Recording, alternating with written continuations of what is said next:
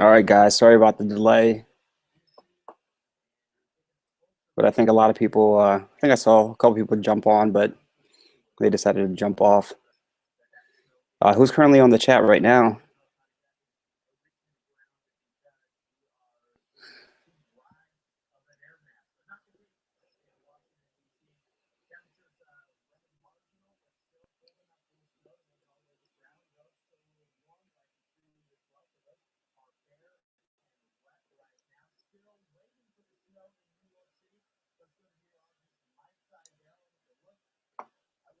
So Ethereum doesn't look like it's been moving for me from my $28 entry.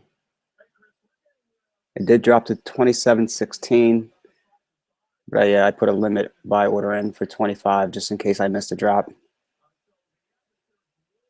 ECS Fusion, welcome to the chat, buddy. Thank you for joining. And if you haven't subscribed yet, please click on that subscribe button.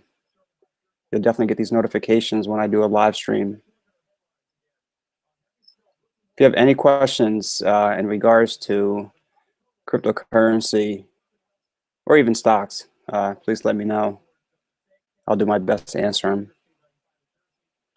Yeah, no problem for streaming this. Thanks for joining. This is actually my second day of streaming, and I don't mind doing it at all, considering the live stream or the cryptocurrency stream is always on. But yeah, as long as I at least have one person viewing the stream, I don't mind putting it on.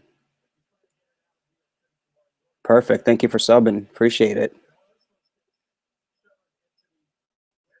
Yeah, and if you haven't checked out some of the videos, I highly recommend checking out some of the ones that have a good amount of views. First 3 videos, I probably wouldn't check out, to be honest with you. I mean, they're not bad, but it's my first attempt at posting videos on YouTube.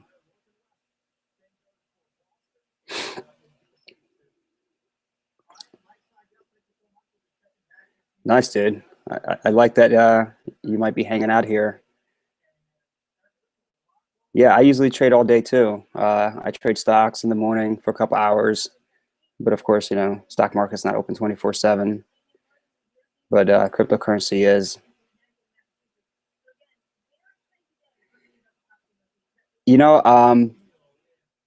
If I was in it with everything I had, I probably would close out the trade, to be honest with you. But it's only 150 ether, so I'm not too worried.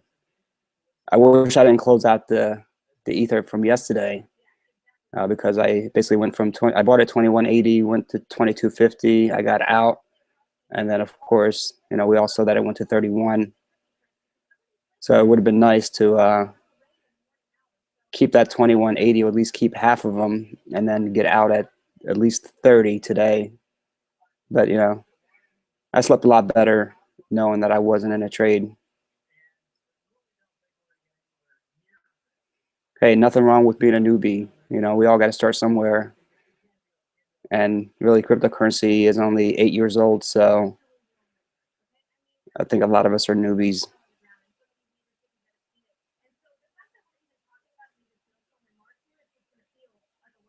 Nice, that's a great entry.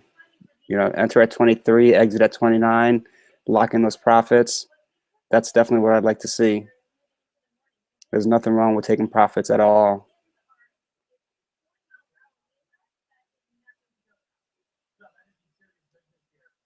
What was your entry amount at 23? How many did you buy?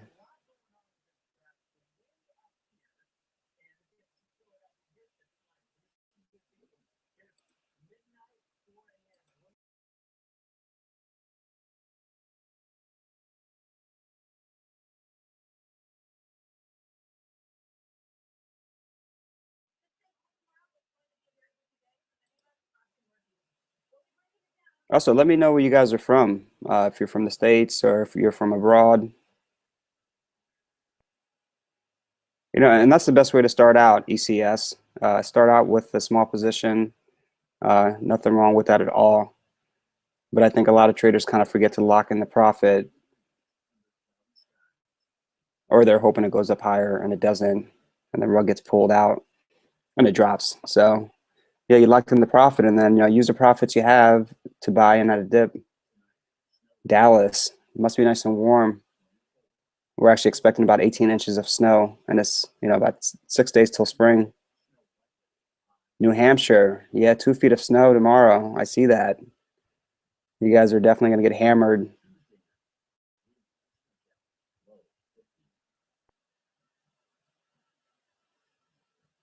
Yeah, it'll be cold, unfortunately. If they're predicting 2 feet of snow, you might get a little more than 2 feet. Hopefully you did some grocery shopping, stock up on some eggs, milk, and bread.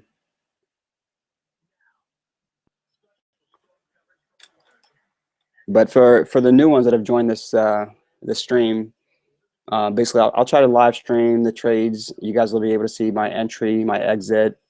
You might laugh at my exit because I basically exit out of the trade a little earlier. But hindsight is 2020. Really, we don't know what it's going to do. It's only after the fact that we see that it runs up and we realize, whoa, I could have got out at a $2,000 profit more, but we just never know where it's going to head. So my current entry at 28, it did drop to 25.65, I think it was. And I was actually looking to buy 400 at 25.19. It didn't make it to that price. And then from what I saw from the candlesticks, I tried to buy in at 26.75, 27.30, 27.45, 27.50, and the price kept on climbing. They weren't getting executed. So instead of going all in, I actually just bought 150 at 28. And then I was looking to exit at 30, and it got to a high of 29.73, and then just kind of got rejected back down to 27. Considering I only have 150, if I was all in with 400, I would be looking to exit out at 27 for $1 per coin loss. But considering it's only 150, if it drops to 26, I'll actually add 150 more to bring down my cost average from 28 to 27. But currently up 41 cents on 150 coins. So my exit plan is still 30, depending on what I see with the candlesticks and where the candlestick is opening in comparison to the previous candlestick, and also the depth chart and the buy and sell orders, see where people are stacking up. But I think if she can crack the previous high, from 5 hours ago at 29.71, she can definitely hit 30. But 31, there's definitely going to be a lot of resistance.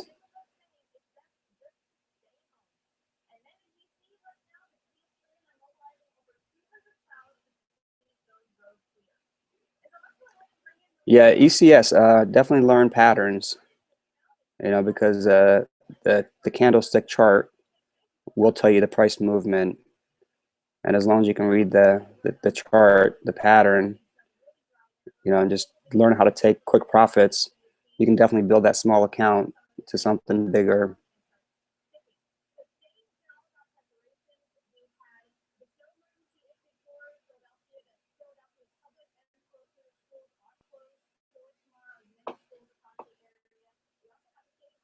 So looking at the depth chart, not a lot of buyers really. It's kind of flatline. But we do have sellers stacking up at 28.85, somewhere in that range. It's going to have a little bit of a pullback.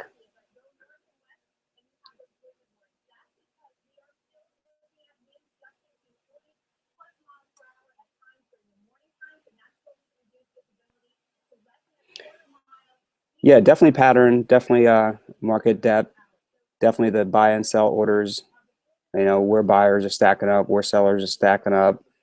You definitely want to get in before the sellers are stacked up. So usually if I see buyers sitting at, let's just say, 27.70, and I'm looking to get in, I'll get in at 27.71. I'll try to get in a penny before they do. And same thing, if there's a lot of sellers sitting at, selling 3,000 coins at, let's just say 30, I'll try to get out at $29.99, try to undercut them a little bit so I'm out before they are. Because more than likely, if they're selling a lot, then they're going to drive the price down. Yeah, you're absolutely right in the orders too. Also look at the volume, especially with some of the altcoins. Really, they don't have a lot of volume. So volume will dictate price movement.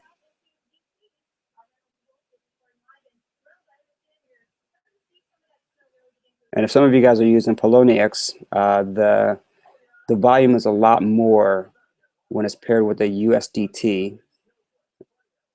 So, I usually like to, if I'm going to use Poloniex, I'll buy an altcoin that's paired with a USDT and then sell it for USDT instead of selling it for another altcoin.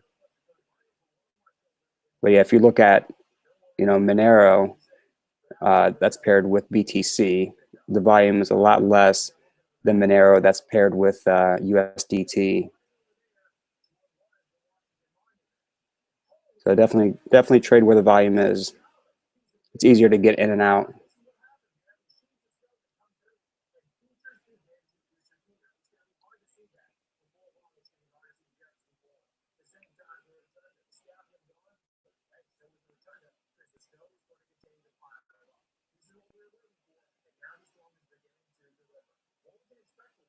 Got 5 people watching this live stream. Thanks for joining. Yeah, please click on that subscribe button if you haven't done so. And don't be shy, leave a comment. Definitely chat away, ask questions. That's the only way we're really going to learn from each other, bounce ideas off each other.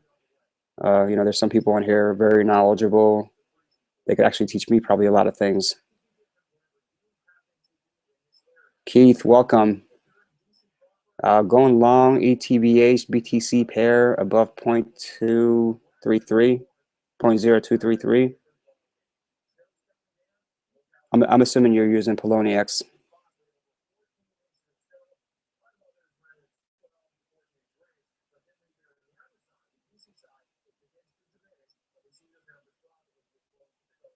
So considering you're already in that trade, do you have an exit plan? I mean, always have a plan of exit.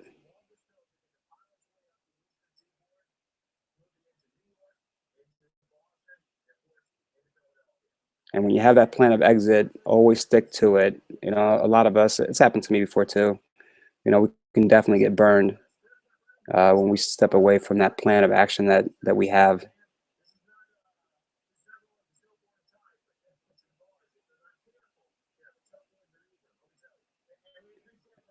Dylan, what are you looking to get into? Are you looking to trade Ethereum? I haven't even looked at BTC today to see exactly what it's doing. Yeah, it's still moving sideways. I think it came down to 1210, and that was about it.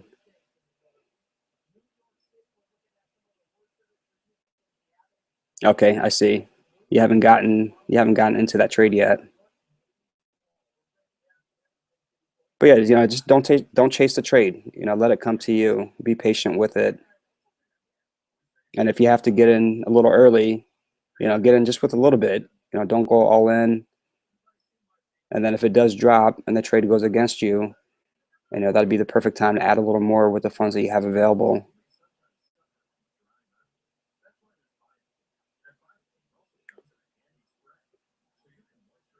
Yeah, I haven't looked at GNT. You know what? Let me go ahead and open up Poloniex.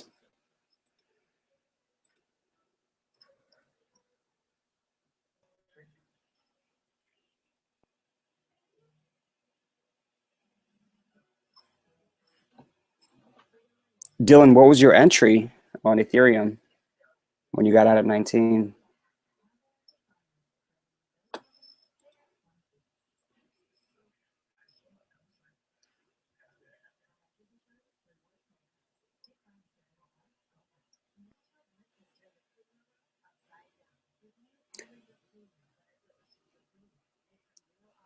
Yeah, I've heard a lot of things about Burst. Craig, a YouTuber, is all about Burst, and so is Trayvon He's all about burst as well too. But yeah, using the altcoins to actually, increase, other popular currencies is a good way to go. Increasing Ether, increasing Dash, increasing Bitcoin. Yeah, whoever just joined, thank you for joining. Yeah, please feel free to chat away.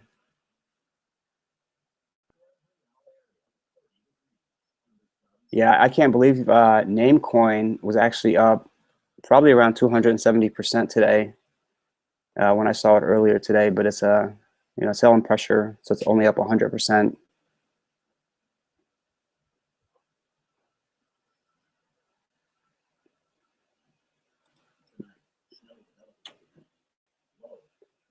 So GNT Ether, let's take a look at that.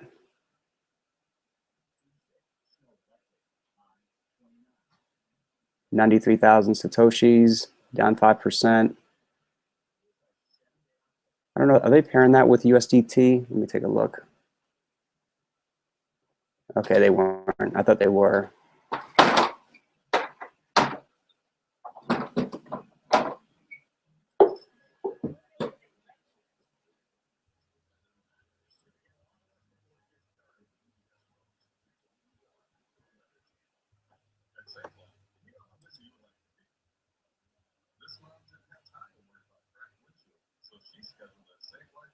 Yeah, when I was talking about the volume earlier, I mean, if we look at Dash, that's paired with USDT, I mean, the volume is huge. 2.2 million volume. Am I looking at that correctly? Yeah, 2.2 million volume in comparison to it paired with Monero. Let's see, actually, 6,300 volume in Monero. So I definitely like the pairing with the USDT of any of the altcoins.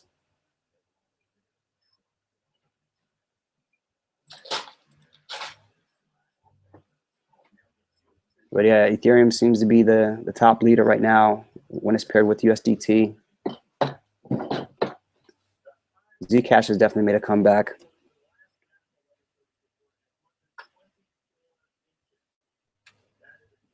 Yeah, you're right, ECS. It's got to break 31. It's got to really get to 30 first, and then have the chance to break in 31. It's had a hard time getting to 30 after it got kicked back down from 31. I got out at 29.99 before it made the run to 31, and that's why I got back in at 28, hoping it would at least hit 30. But it has not. 29.72, I think, was the high after it got kicked back down.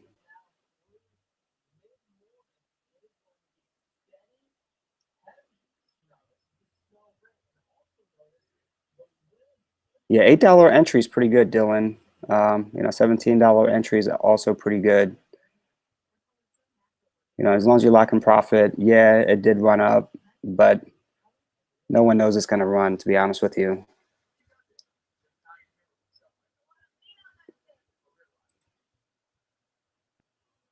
But yeah, when I'm looking at Poloniex, first thing I do is just really click on the volume to see what has the most volume.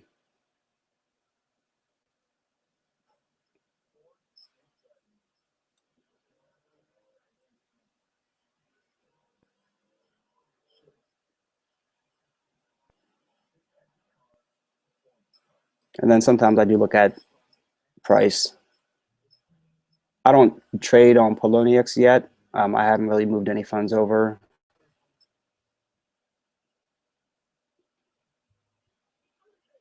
Well, let's see what Burst has gotten to. Because I know it got up to 115 Satoshis from like 70 or 65, 87 Satoshis. So yeah, I mean, if you get in at 70, sell at 85, wait for the dip, get back in.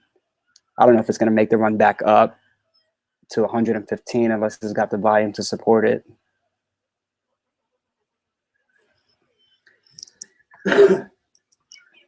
Excuse me. Keith, am I going to exit Ether here? Let me switch back At 28.50, probably not. You know, if I had the 400 ether, you know, 50 cent per ether, that's 200 bucks. You know, I would consider it. I would definitely exit at 29 with 400 ether. That would give me $400 profit. But for, you know, just for 75 bucks, I don't know if it's worth it yet. Actually, you know, I wouldn't really even mind if it dropped to 26, just so I can add 150, maybe 200 more to bring my average down to at least below 27, and then, you know, I would sell at 28.50.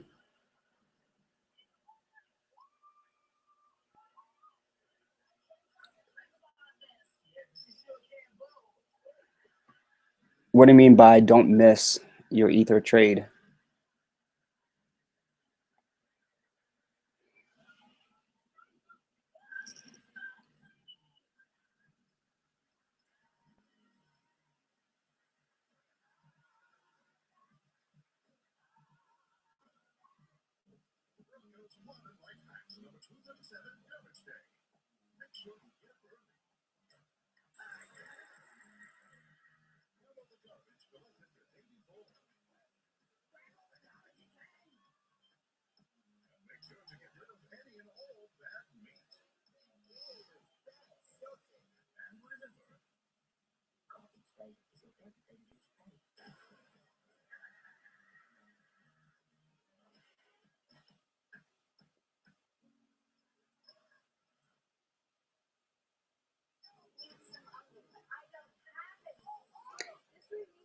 No, not for the 150 ether.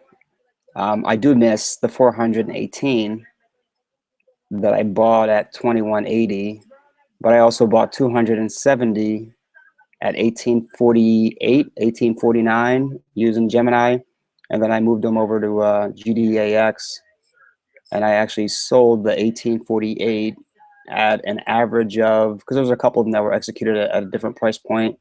My exit plan was 2248, and it was a stop loss limit, but then it did dip. But the average exit price on that, and you guys are able to see my trades too, my fill orders.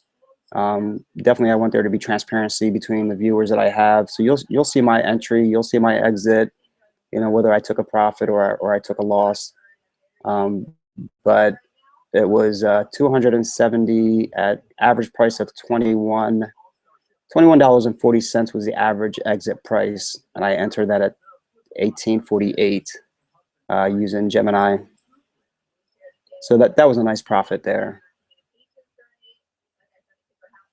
But I mean, imagine if I still had the 270 and, you know, exited at, you know, at 29 and then bought the dip again at 28.80, which I did buy the dip, and then it ran back up.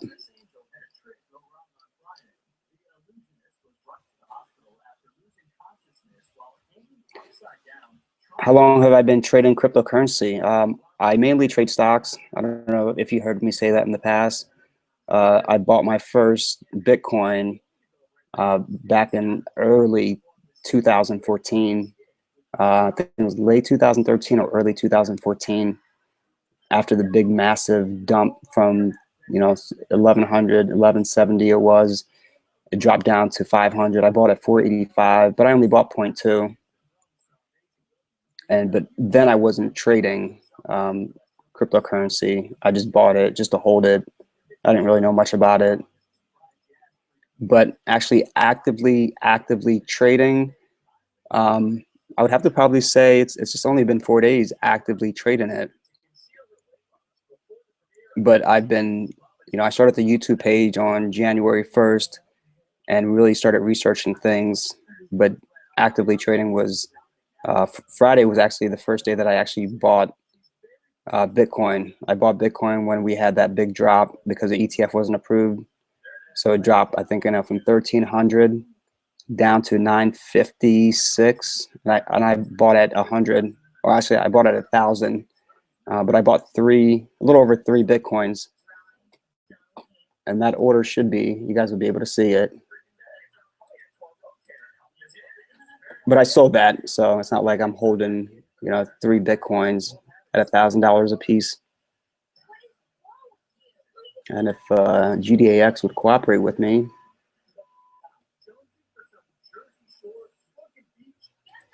and that's the one thing about this platform, you guys are able to see all my trades. I'm not going to block anything out. So I sold that first Bitcoin that I bought in early 2014 when it peaked at 1,000. I bought it at 485, and that was about 2 months ago. So basically, when it first hit 1,000, and then it was basically 3 days ago that I bought the 3.039 at 1,000, and then I sold at 1,100. I was actually trying to sell it at 1,200, but that's when Coinbase went down, wouldn't allow me to log in, and it went up to, I think it was 1225. It went up to, and my exit plan when I bought it was, all right, if it gets to 1,200, I'm getting out, and I went to set the sell order in, and of course couldn't log in.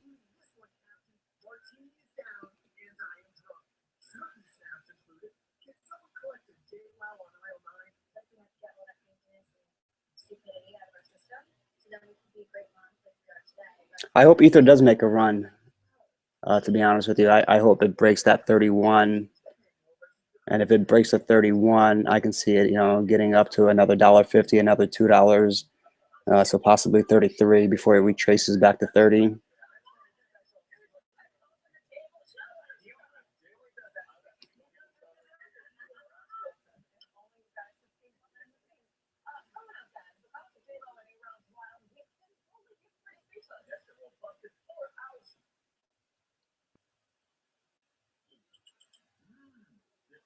But Dylan, going back to your question, trading cryptocurrency is the same concept of trading stocks.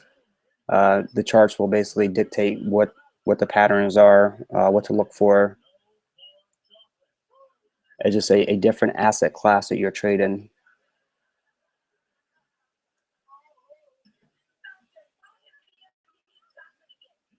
Does anybody here use GDAX or Gemini platform? Well, really, Gemini doesn't have a really good trading platform, but use GDAX.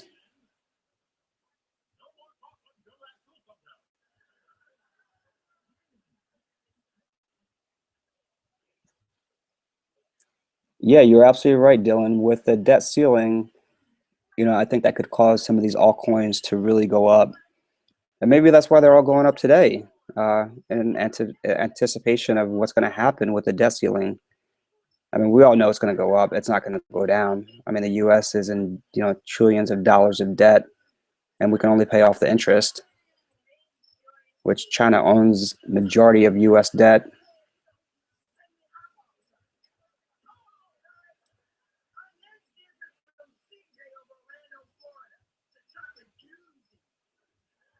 Yeah, so Dylan, since you're using GDAX, one thing I'll advise you of is definitely don't use Coinbase. There's a big price difference, because really when you're using Coinbase to buy Bitcoin or Ethereum, you're buying those Bitcoins or Ethereum from Coinbase. Considering Coinbase is not really an exchange, GDAX is an exchange. So they'll mark up the price of Bitcoin anywhere from $20 to $30 difference. So definitely don't use Coinbase to buy Bitcoin. And I think that's why they mark it up. They want everybody to use their exchange platform. But one thing I've learned, if you look at my fill order, is, if you put in a stop sell order to say, if it drops below this price, I want to execute it, it's not going to execute it at that exact price. I mean, there has to be buyers there to execute the full amount. But, if there isn't a buyer there for the full amount that you have, it's going to execute it at the next highest price. So definitely be careful of that. And then it will charge you fees. So as you can see here, the ones in the orange are the stop sell limits that I put in, and I paid about $17.40 in fees. Whereas the limit orders that I put in, the greens are the ones that I've actually purchased, and then the orange are the ones that I've actually sold. On the third column, it shows fees as 0. So I don't know if that's something that's going to be calculated. But I think with the way their fee structure works is, they do the maker taker fee structure, where if you were actually putting in an order in the book, putting in a limit order, and it's actually in the book, the fees you pay are going to be less than putting in a stop sell order that's not in the book. And that's why I was charged $17. So definitely be careful of that.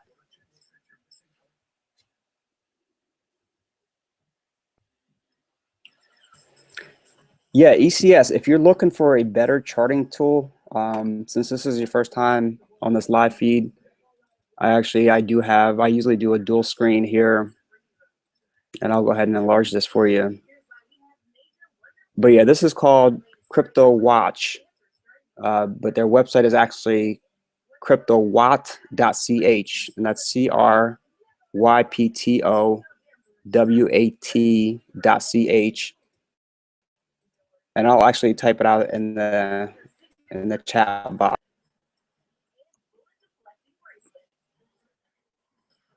But I think they have one of the best charting system, and you can actually look at a lot of the exchanges. Now, they're not going to list all the cryptocurrencies that the exchange offers, but they'll list, some of the good ones that exchange offers. So if you're logging onto it, you're actually able to see kind of an overview of all the top cryptocurrencies, and then kind of a basic chart. But then underneath the chart, you're able to see some of the exchanges that offer Bitcoin. And then you can check out Coinbase, you can check out Gemini. Unfortunately, Poloniex is not on for BTC USD pair because they don't really pair with USD. But even under, I'm surprised they don't have it paired with anything else. So, Poloniex has Dash, so you can kind of look at the Dash that's paired with BTC. But once you click on the chart, you're able to exactly see what the price action movement is on that exchange. And just got bought out by Kraken. Going to really have one of the best charting system. I think they have one of the best trade types that you can actually place, where you're very limited with the other exchanges. The type of trade you can place. One type of trade that I like to place when I'm trading stocks is called a trailing stop. Well, basically, it'll trail, whatever you're trading by X amount, whatever that X amount might be. So let's just say, I'm trading BTC and it's making a move, but I want to protect my investment. I can say, you know what, I want you to trail BTC by $20. So as the price of BTC goes up by, by 20, it'll trail it underneath it. Once it starts to come down, it'll stop that sell price. And as the price of BTC drops below your stop price, it'll instantly trigger the sell. Something that I do like and I use a lot, and that's something that Kraken definitely offers.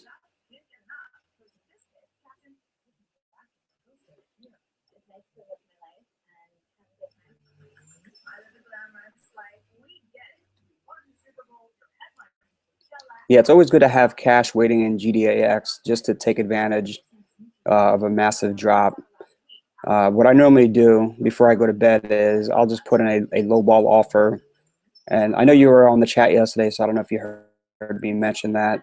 But it doesn't hurt, for you to put in a low ball offer for Bitcoin, just to say, you know what, let me put in a low ball offer for 1,125. And if it does get to that price point, it'll execute it, as long as there are sellers there to sell.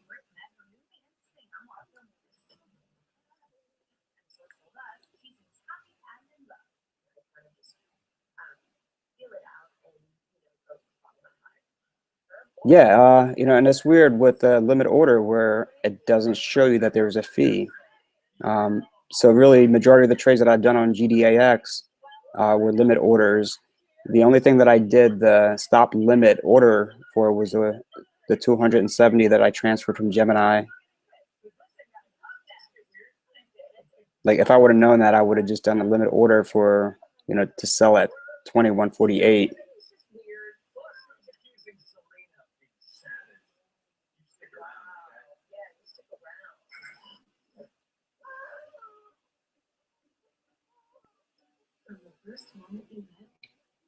Yeah, with the interest rate hike and the stock market dropping, basically, I mean, the interest rate has been zero for years and years.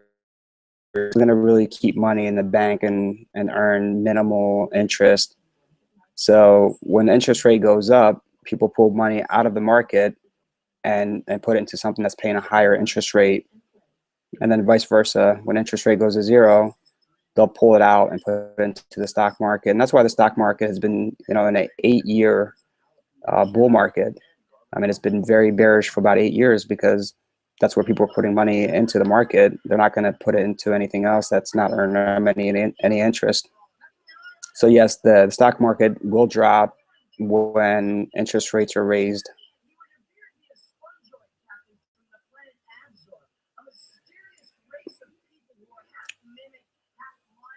Yeah, and I did a video on it. I didn't title it Crypto Watch. I think it was titled New Intro, and that was actually when I did my first new intro. So if you search for my video that says new intro, that's the first time I started using Crypto Watch, and I did a brief tutorial about some of the functions on it and how to really set up some of the customization.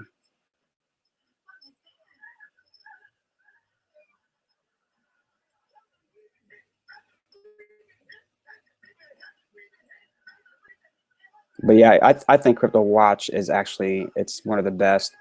I've looked at Bitcoin Wisdom, and there's just way too much stuff on there, cluttering up the screen. I just want something clean, something simple, and I can go ahead and put in moving averages if I wanted to, 20-day simple moving average. I can put in the exponential moving average.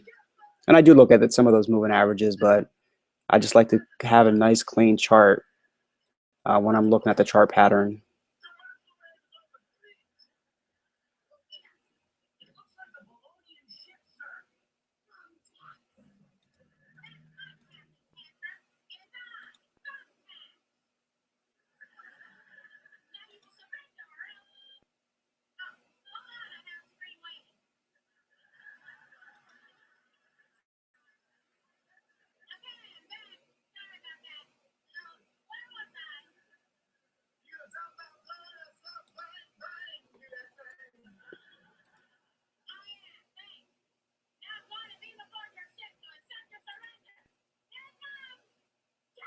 Yeah, and if we do a side-by-side comparison, because I use Gemini, like looking at Gemini chart as well as looking at Coinbase chart, there's a lot more volatility on Coinbase or on GDAX than there is on Gemini.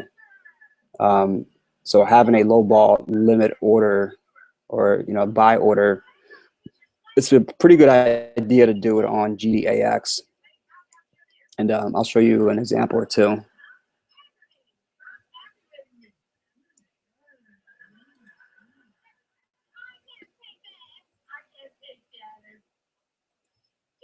So we'll look at the 15-minute chart of Coinbase. I'll try to zoom in. Actually, I might have to look at the 5-minute chart, but then zoom out.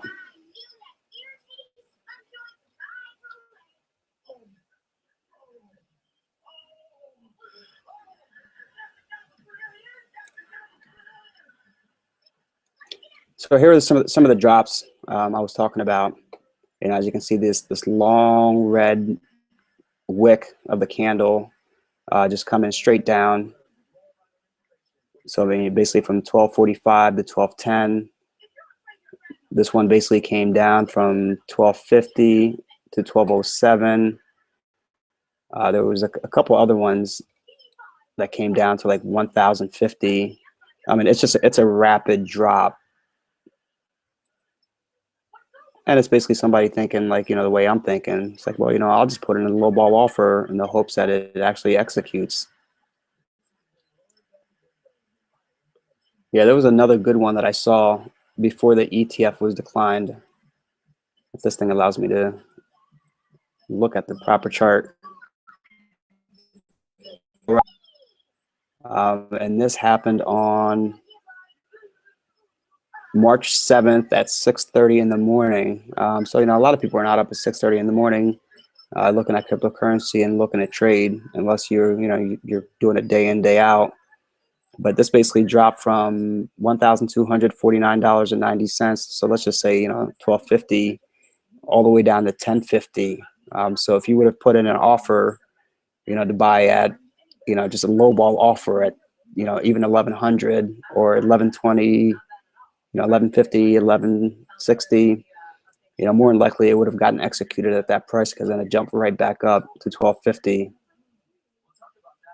So, before I go to bed, I'll look at the price and, I'll just say, you know what, I'll put in an offer for 175 less or, 200 less. Maybe put two offers in, one for 150 less and then one for $200 less in the hopes that at least one of them will get executed. If it gets down further, then, you have a better chance of having both of them executed.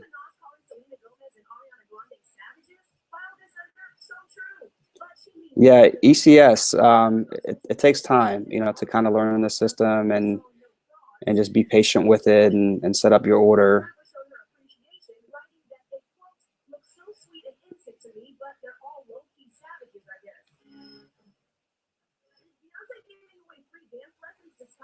Actually, I don't have any long positions at the moment. I will start taking a long position on Bitcoin, and not for me though, basically for my 3 kids. But I'll be basically purchasing a either a Nano, a Ledger Nano S, or the Trezor. I think I'm leaning more towards the Trezor. But then I got to spend my Bitcoin to buy Trezor. They don't allow me to use, to use my credit card. But at least with the Ledger Nano S, I can buy that off Amazon and use my credit card, and not have to use my Bitcoin on it.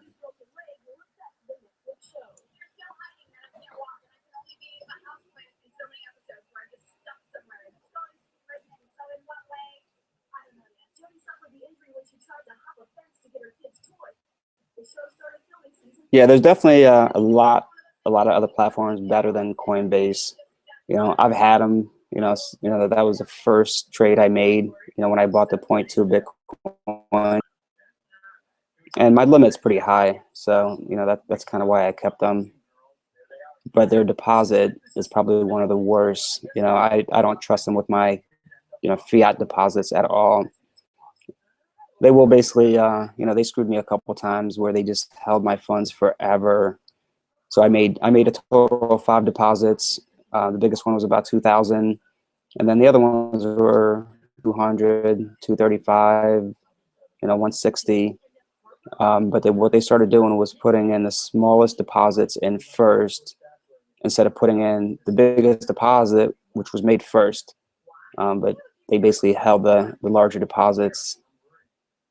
I think they held them just so that they can earn interest off of it and that I don't use it to trade. But yeah, that's Coinbase.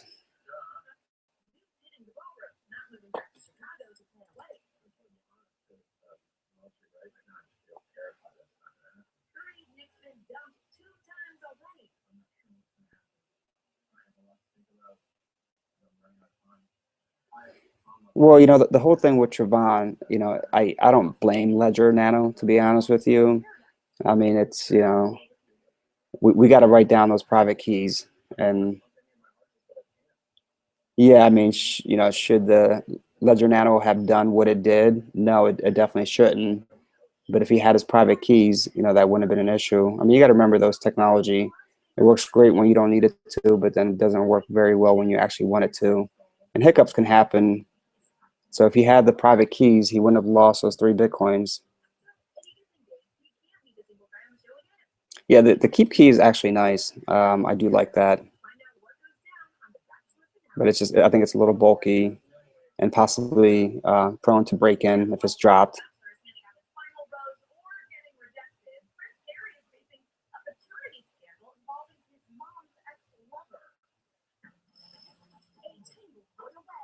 Yeah, I mean, you got to really protect those keys, and that's the first thing he should have done.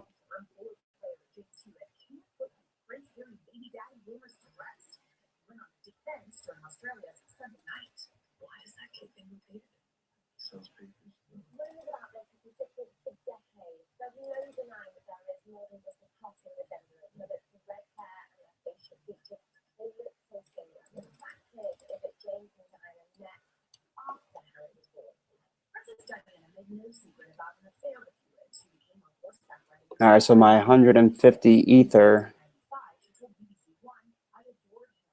I'm not down anything, but it's only up 47 cents on 150, so only up 75 bucks. Not really what I was looking forward to.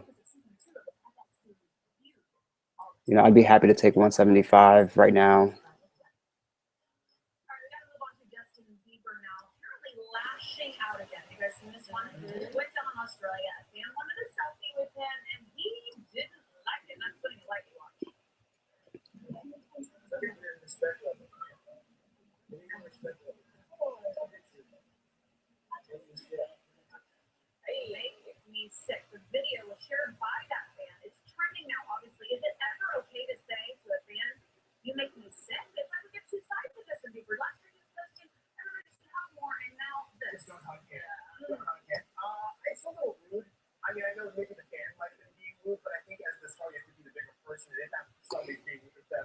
Yeah, sorry to hear that, Dylan.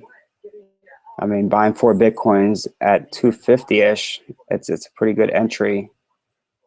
But yeah, it sucks that it took 5 days for them to actually give you control of those Bitcoins. It doesn't make sense.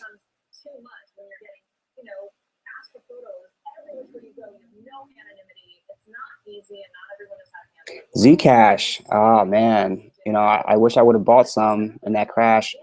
Actually, I did a video on it, and I think the price was, what was the price? It was pretty high. It might have been like 45, 47 bucks. I didn't expect it to really drop to that $25 level. When it cracked 30, and I saw it drop to 25, I kind of thought, well, maybe I should buy some. But, maybe it'll drop to 20. Maybe it'll drop to 15. I mean, if you look at the overall chart for ZCASH, it's down basically 99%. So, one thing I do like about ZCASH, though, is its float is very small. And so when I say float, for a lot of people that might not know what that is, it's just the available supply of coins that are out there. I think it's only 850,000 coins. I'd have to look it up. I don't have my phone on me, but it's not that much. And I think the max supply is the same thing as Bitcoin, 21 million. So something that has a very small float can definitely move if somebody with the right amount of money comes in and starts buying up, a lot of the ZCASH coins.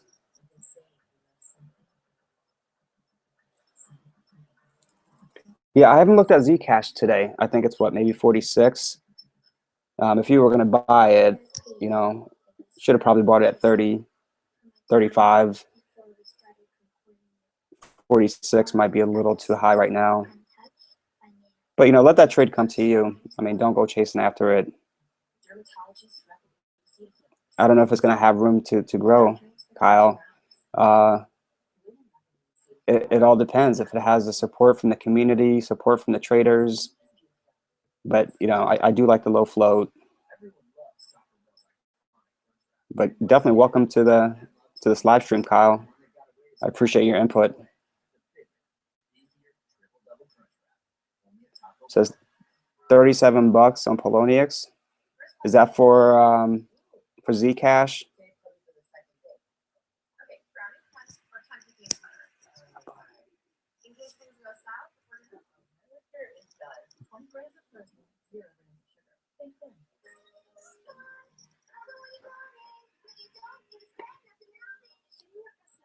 Yeah, I don't think it got at all. But let me look at. I usually look at on my iPhone coin market cap, basically.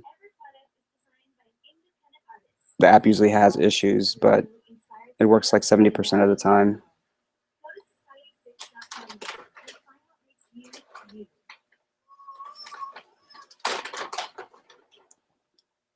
ZCASH, what I see is $45.50. Let me look at Poloniex, because there's no way I would see that being at 37. Polonius has Zcash at 45.68. So I don't know what the 37 was for, ECS. Was that maybe for a different currency?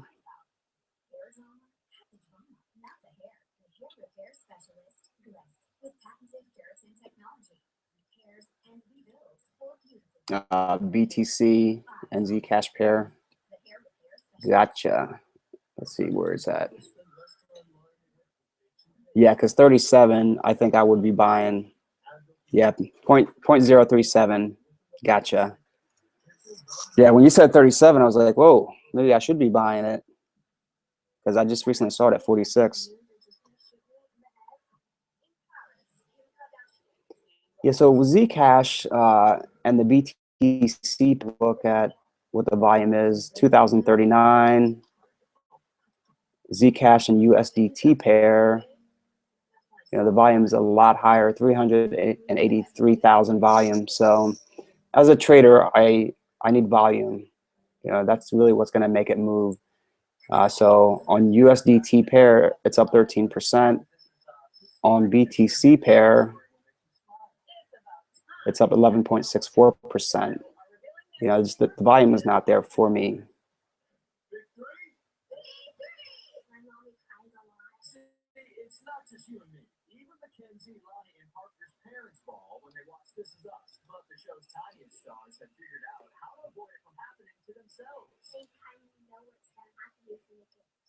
Dylan, let me see. Sorry, I'm just getting to that message now. Started with Coinbase, bought 4 Bitcoins at 250. I got that message. Ended up trading up to 7 Bitcoins at the same price. That's nice. It was when Coinbase offered free trading. Nice. Yeah, I don't think they charged me actually when I bought the 0.2 Bitcoins. And they didn't charge me to sell them either. Just this past January when it broke over 1,000. So I thought that was kind of odd. It's like, they're not charging any fees. That's interesting.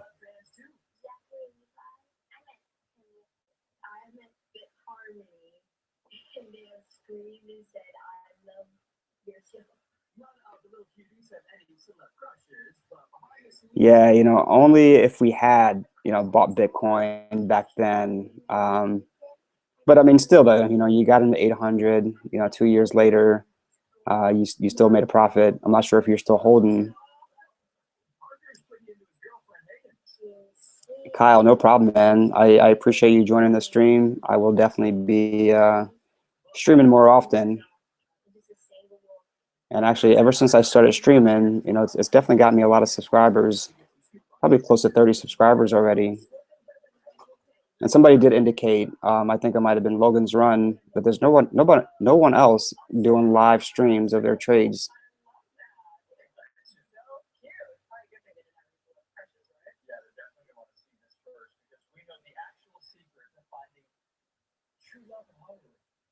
Yeah, if you're letting that Bitcoin sit, I mean, you purchase at 800, that's a nice profit.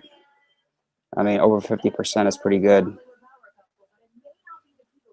You got a sleeper coin, Swarm City.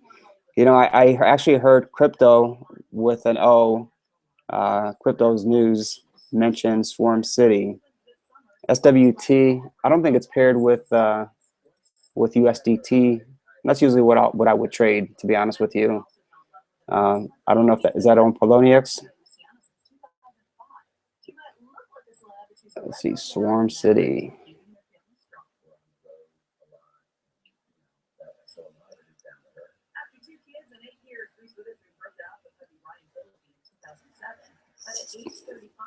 I don't see Swarm City on there at all.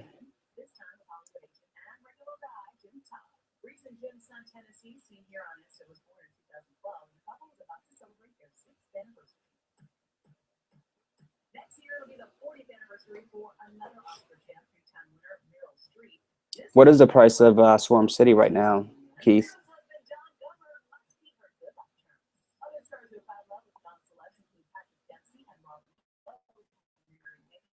I saw that and I started laughing. I was like, I wonder if it can be used out west at actually some of the some of the cannabis shops. I doubt they accept Potcoin. They definitely accept Bitcoin. I know they were trying to make that illegal, but it got rejected.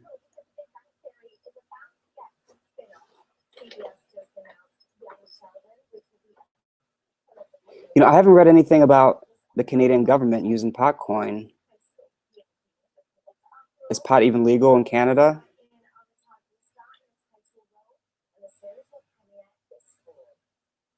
Now, if I'm assuming, you know, if some of the cannabis shops would incorporate Potcoin into their payment system and only accept Potcoin, then it definitely has a potential to rise. I don't even know what the price is right now. I know Namecoin exploded today. Let's see, Potcoin, 1,566 Satoshis. It's up 6%. See what it's done in the past. The volume isn't bad, you know, almost 110 volume. I think something with that's selling that cheap to have 100 BTC volume is not bad.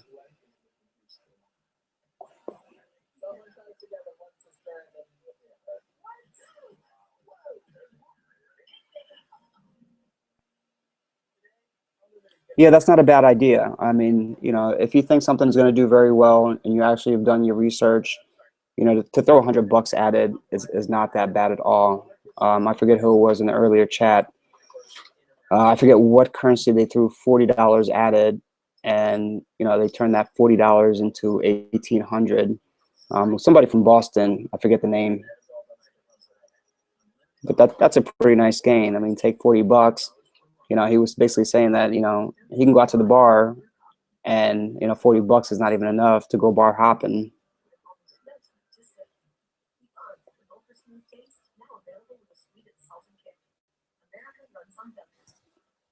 Yeah, I'll have to read up more about Potcoin.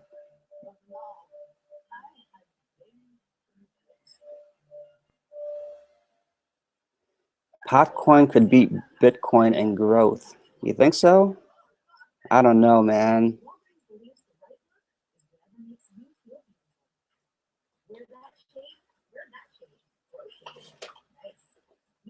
Okay, Keith, thanks for letting me know that on Bittrex. I'll definitely have to take a look at Swarm City.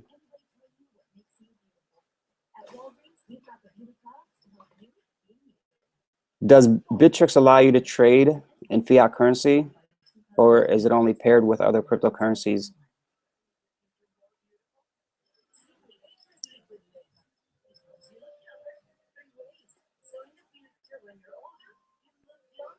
Yeah, Dylan, you're absolutely right. Keeping money in a bank is not going to earn you any interest at all. They're actually making tons of money off of you.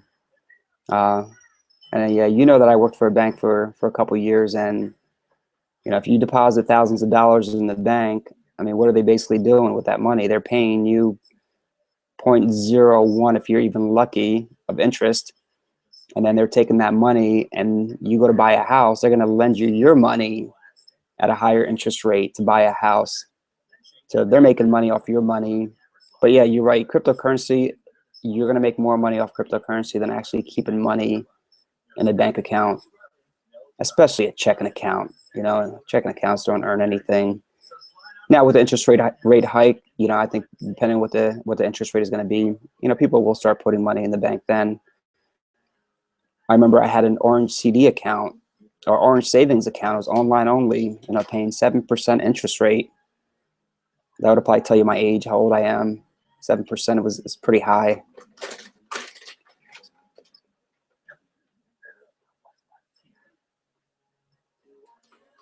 So Potcoin is going to crush Swarm City. That I would probably believe, but it's definitely not gonna. It's not gonna beat Bitcoin though.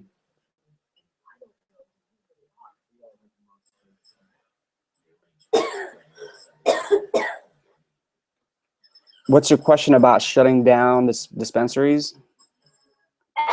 Could government shutting down dispensaries?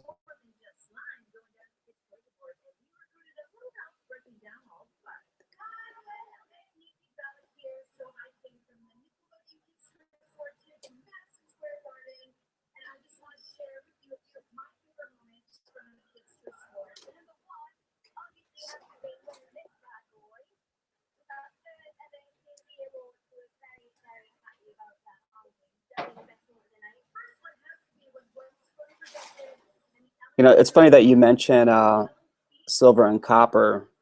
Um, I basically I'll save some of the silver coins, some of the older coins, you know, the dimes, the nickels, the quarters that I think are pre 1965, because those are about 97% silver. I think off the top of my head, I could definitely be wrong.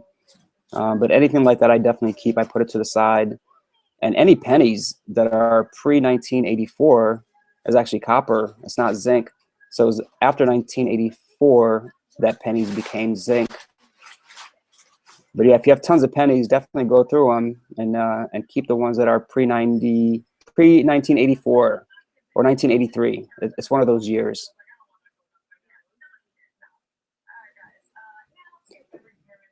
You know, and I don't know if banks are going to be dead, to be honest with you. You know, we're all, you know, as long as we don't use them, you know, I think if the mass population uses Bitcoin and only uses Bitcoin and takes their money out of the bank, that's when banks will die. But right now, you know, there's way too many people using banks, and that's a problem. So once mass adoption happens with cryptocurrency and we become our own bank, we become Switzerland, then yes, you know, I think slowly but surely banks can die off. But that's not going to happen anytime soon.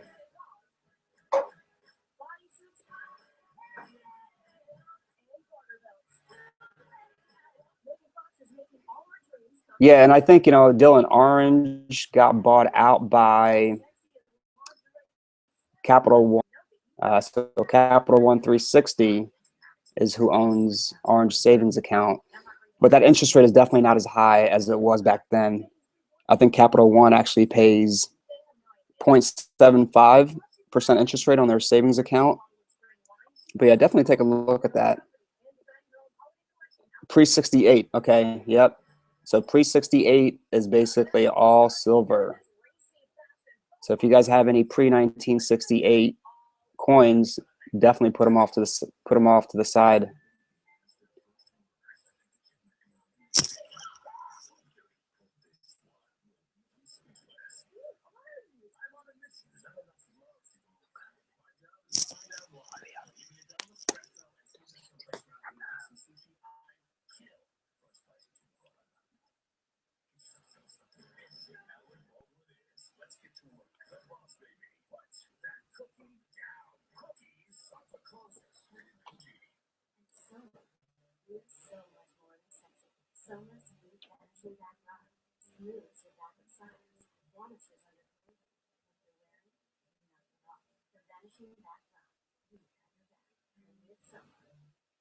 So is that what happened in Canada? Is that the headline, that banks are dead?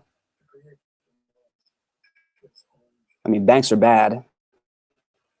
They're not going to die off, but anytime soon.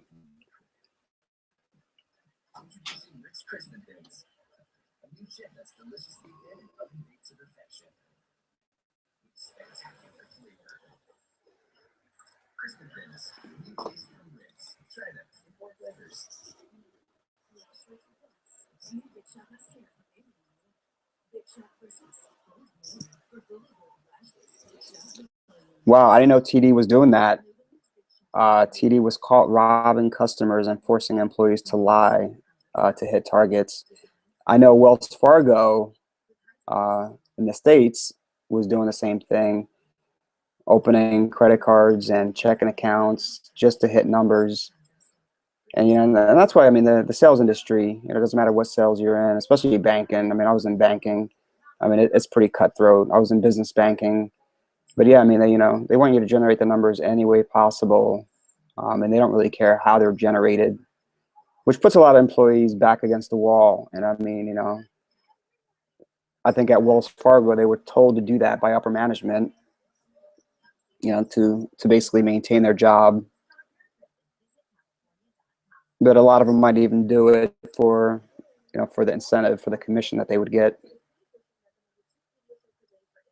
Yeah, I have not read anything about TD yet. I'm very curious to find out exactly what they were doing, because I use TD Ameritrade, if that's exactly what you're talking about by saying TD.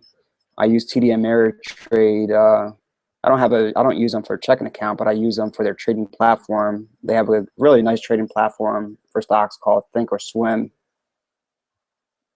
and their charting system too. It's off the wall. It's one of the best.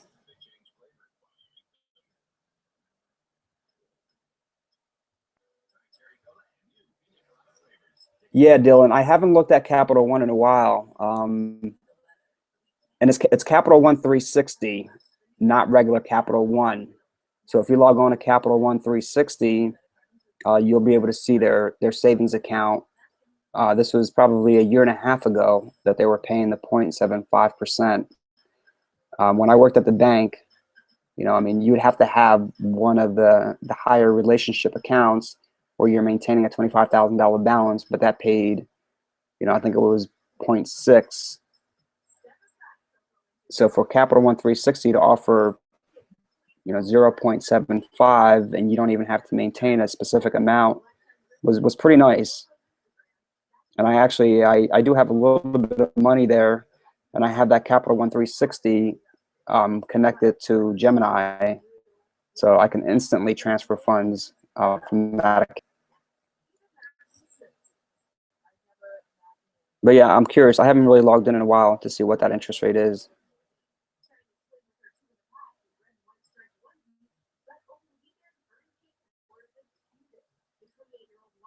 Yeah, Bitcoin in Canada, I think there's going to be a mass adoption, and I think the growth will be phenomenal there. I think they're more lenient towards Bitcoin than a lot of other countries are. I think they want to work with Bitcoin. They want to regulate it the right way and not really choke it out of existence.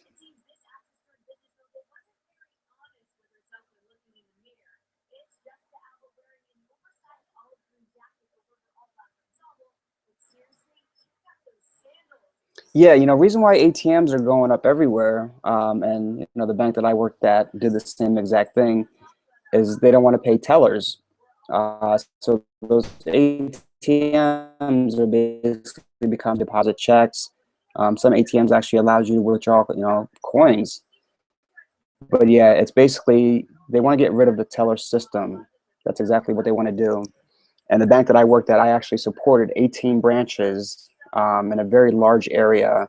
So I would have to go into some of these branches and talk to the employees about positioning, the different programs that we had.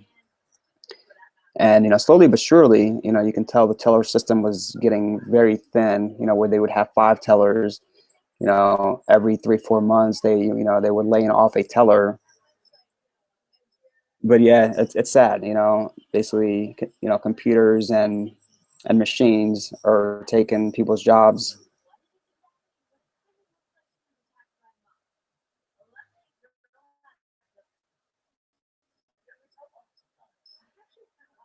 I'm sorry, man. Kyle, I think I got your question mistaken. You're talking about Bitcoin ATM, not ATM for the banks, because you said the banks were dying or the banks were dead.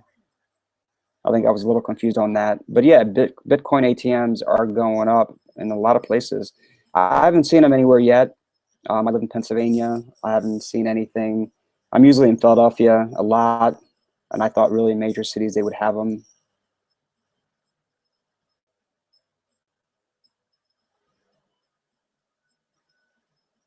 Spreading the word is always good, Kyle.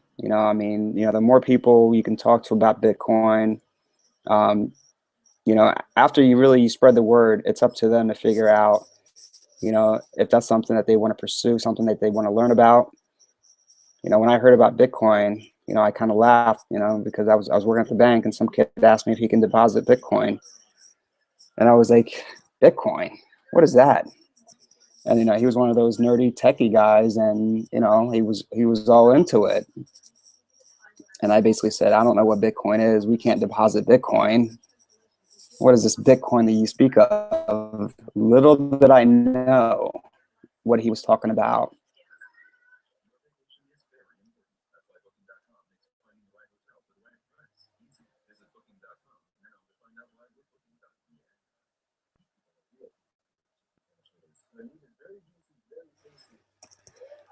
So Neil, I'm sorry, Keith, you're are you also trading stocks, considering you use Thinkorswim?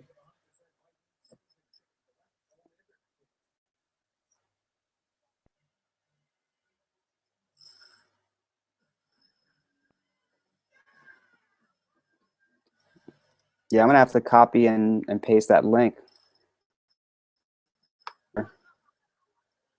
Yes. So I mean, they were doing the same shady things that Wells Fargo was doing. I think Wells Fargo ended up getting rid of the quota structure, having to get so many checking accounts, so many credit cards. It completely changed the culture.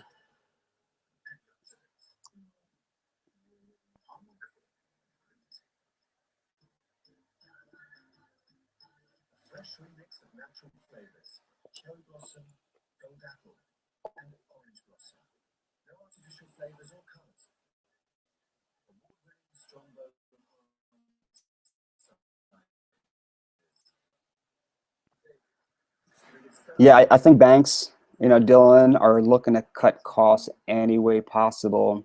One thing, a lot of people don't think about unless you worked in the banking industry is how much money they've lost out with adoption of technology, the internet, the iPhone. If you really think about it, prior to the internet, prior to the iPhone, if you withdrew your checking account, you had no way of finding out that you actually withdrew it. So they would hit you with a $36 fee, and then you still didn't know you withdrew it. Then days they would hit you with a $7 fee every day that is still withdrawn. So banks were making tons of money off of the withdrawal process of overdrawing your account. And then, with the adoption of the iPhone, the internet, people are able to check their bank account in the palm of their hand and have alerts sent to their account or sent to their phone once their account was overdrawn. Run to the bank, make a deposit, or have your bank account linked to a different bank account and be able to transfer funds instantly right away. So banks have lost a lot of money in that sense that they're not making anymore, that they were used to making. Now they got to figure out, okay, how can we cut costs? What can we do? And unfortunately, they let go of employees.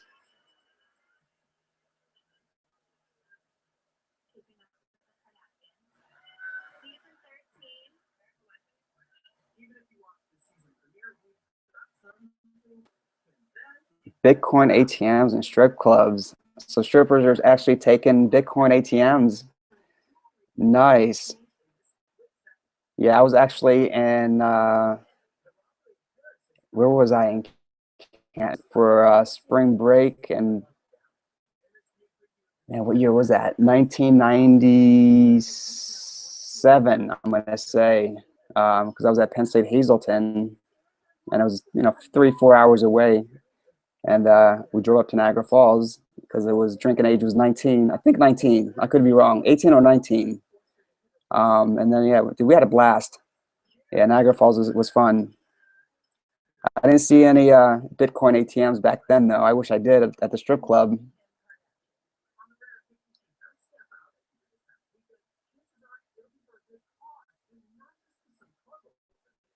Yeah, and you're right, Kyle. Spreading the word is key to Bitcoin success. I try to talk about Bitcoin, but not too much. Some people think I'm crazy. But I kind of changed my tone a little bit. I don't talk about it as cryptocurrency. I'll just say it's digital money, or it's digital currency. It's virtual money. I think that gives them a better understanding when you position it that way. When I talked about it back in the day and said cryptocurrency, they kind of looked at me weird, and they didn't get it at all.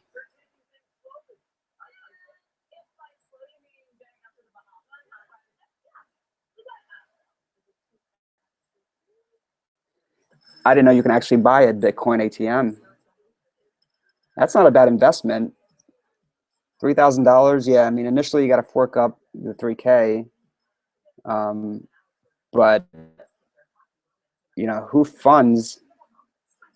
who's going to fund it with Bitcoin? So are you responsible for funding it with Bitcoin, or will somebody else fund it and you just operate it and get a commission out of it.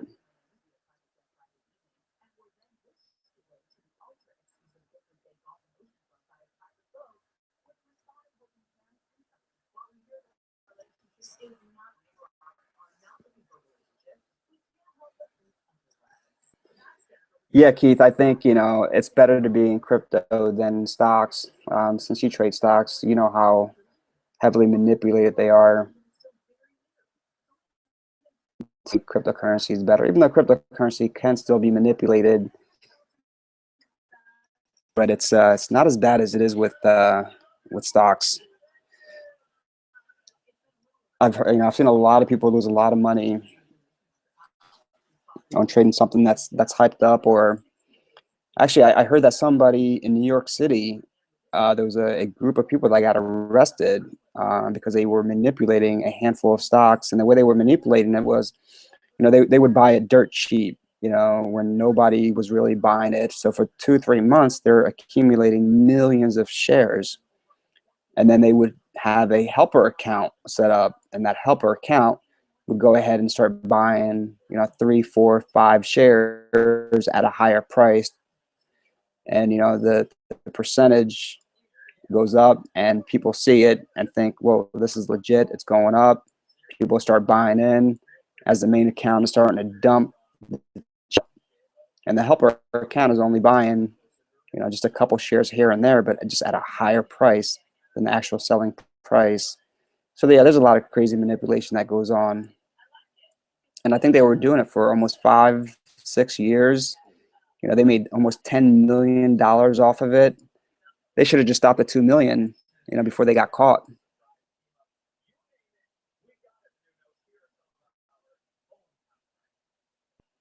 What do I think about Shapeshift Currency Exchange? Actually, I like Shapeshift. I think I covered that in one of my videos. I think the Dash and the Monero video on how to buy Dash, or where to buy Dash and where to buy Monero, and Shapeshift was one of them. Actually, the new one that I like is CoinVert. So definitely check out CoinVert. I think you're going to get one of the best rates on CoinVert than you are on Shapeshift. CoinMoa, I've not heard of them yet. I'll definitely put that on my list to look at it. Sundowner, I don't know what that pertains to. Sundowner has one now. Okay, it's a place. All right, gotcha. It's a strip club.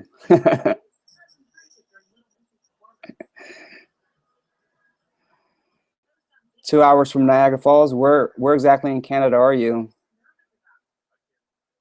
Toronto? Because we were going to head up to Toronto from Niagara Falls, but we didn't end up making it up north.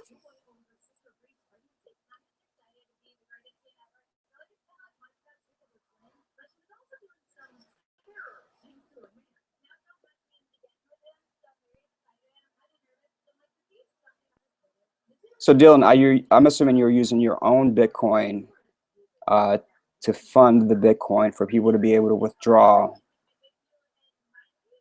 Because if that's the case, then you would need a lot of Bitcoins on hand. So $3,000 from much worth of Bitcoin do you really have to store in there for people to be able to buy it from you? And I'm sure the markup is huge. I think the markup would have to probably be $40, $50 per coin for you to even start making a profit.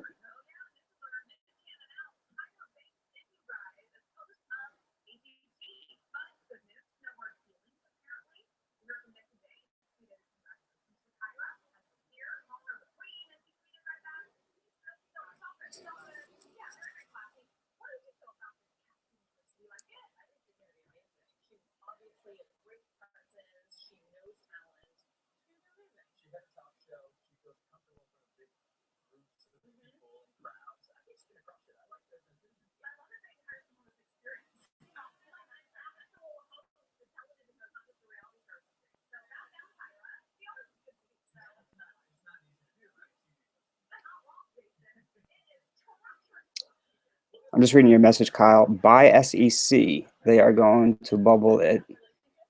I heard Dash mining was 100% sold. Miners went go ZEC for the next best rate.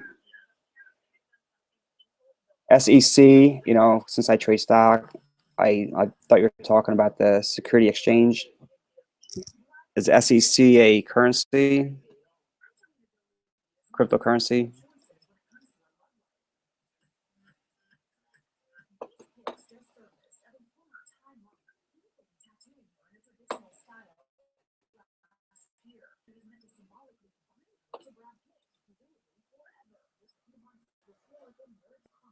Okay, ZCASH.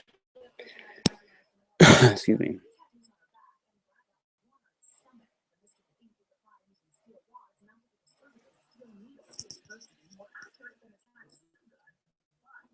I think my screen share just went out.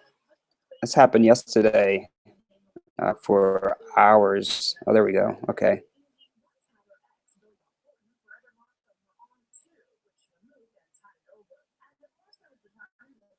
Kitchener-Waterloo, 2 hours away from Niagara Falls. Yeah, man, if I'm ever in that area, you know, I'll definitely have to look you up.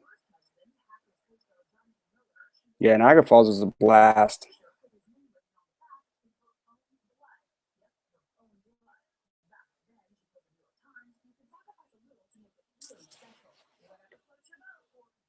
Yeah, Dylan, you know, I think the best thing with that is, you know, I mean, you know, if they charge you 3,000, but you can find an investor to be able to fund it for BTC, and then kind of split the profit.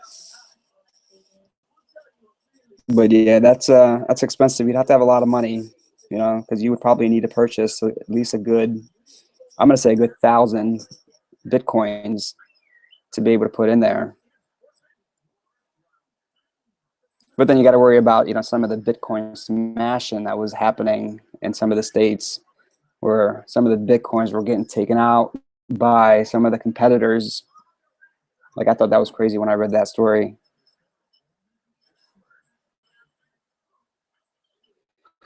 Predicting Zcash to go to 55.69. You know, anything's possible. Anything is possible. But it could also go back down to 35 or 37.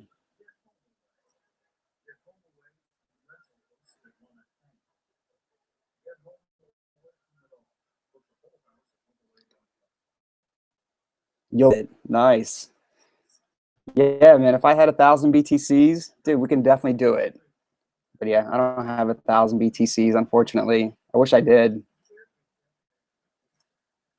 You know, if we were one of the early adopters back in 2011, you know, and I did the math a while back, and I'm trying to remember it off the top of my head. You know, I was like, you know, if I take $30,000, no, it was actually $10,000 out of my trading account and put it all into BTC, and then sell at the peak. I think that was like 5 million. Cash out, buy back in when it dropped to 200, and then sell back at this peak. We'd all be millionaires. But yeah, a $10,000 investment back then, you know, would have been worth a lot of money.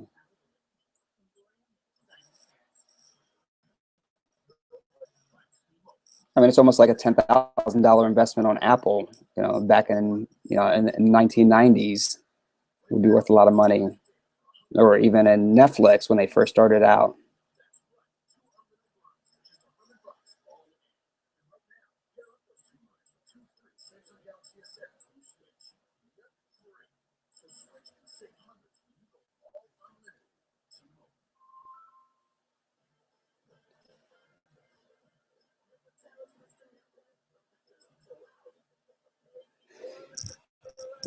I don't know if it's possible to know, you know, if there's a main holder of Zcash. I mean, we'd probably have to do a Google search and see if there's even anything on Google. I doubt there will be.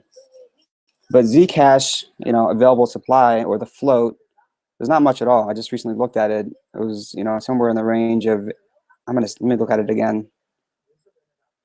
Like 800,000 coins that were out there, max supply of 21 million. But yeah, it's not much at all of the available supply that's out there. 859,219 available supplies are available of ZCASH. And then, of course, max supply is 21 million, same thing as Bitcoin. Yeah, I think miners are also gonna, they're gonna mine what's gonna be more profitable for them. So, let's just say hypothetically Burst becomes more profitable. A lot of the miners might switch to Burst, but then you gotta look at the price point of Burst. It's not much. Yeah, you're right. Follow the miners. You're absolutely right.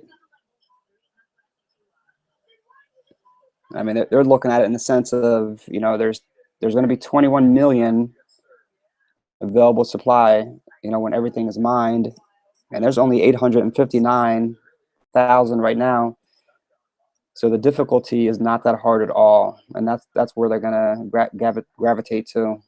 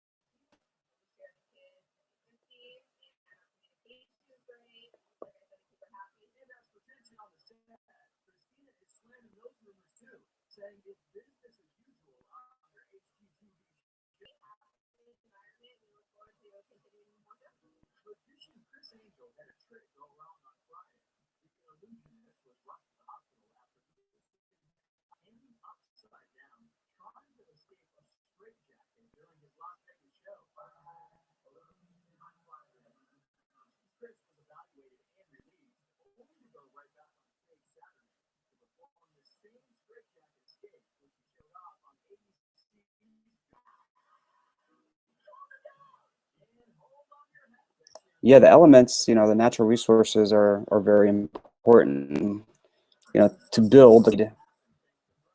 I don't think Apple would be existing if they didn't have those natural resources, those elements, coming from China or Japan. I think it might have been Japan where metals coming from, and when that tsunami hit, it kind of slowed down their operation. They weren't able to get the precious metals that they needed.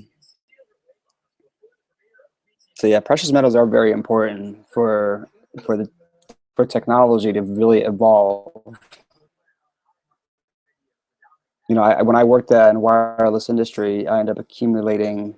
I still have them somewhere. I got to dig them up somewhere in the attic, but thousands of phones, and I mean old phones. Going back from 2003. So I mean, you're talking about brick phones, and the older phones have actually gold in them. It just takes a little while to be able to extract the gold out of them using different types of chemicals. But yeah, precious metals, gold, silver is highly needed for technology to evolve.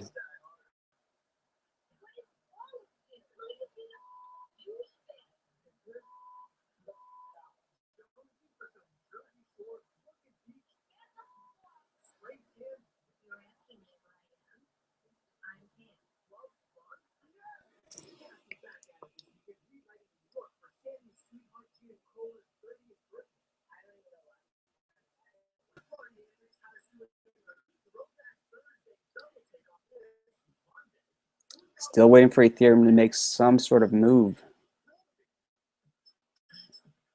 I think I said it earlier. I wouldn't even care if it dropped to 26 just so I can buy some more. But this 2860, anything, between 2875, it's killing me. As I see sideways movements, I want to see something go up, something go down.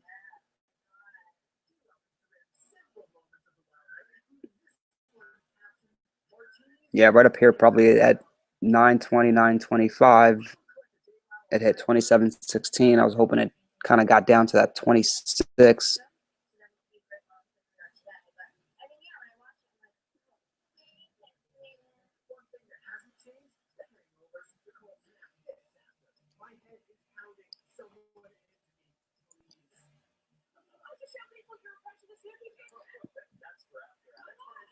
Yeah, that's what it looks like. It's staying level, but it didn't stay level yesterday, to be honest with you. When I sold at 22.40, what did I sell at? 22.50, I think I sold.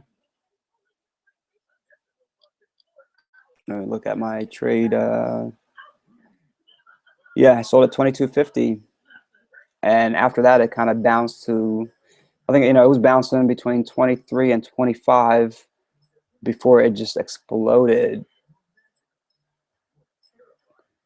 And that's kind of what I was hoping for, is just to get a crazy up to at least 32, 33, and then it can settle back down to 30 and just kind of hover in that area. But I don't know if we'll get it today.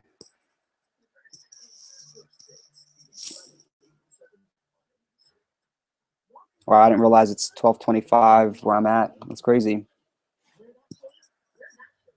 Is anybody in the eastern part of the U.S. expecting to get a lot of snow?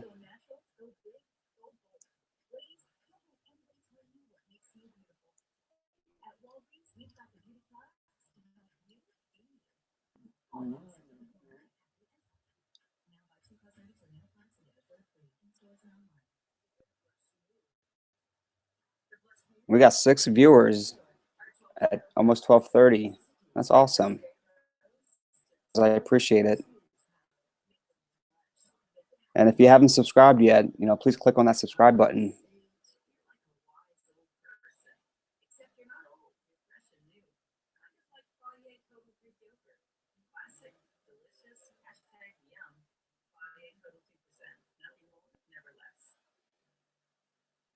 Keith in Detroit, I don't think you guys are going to see any of this snow. At least not from what I saw. You guys are lucky.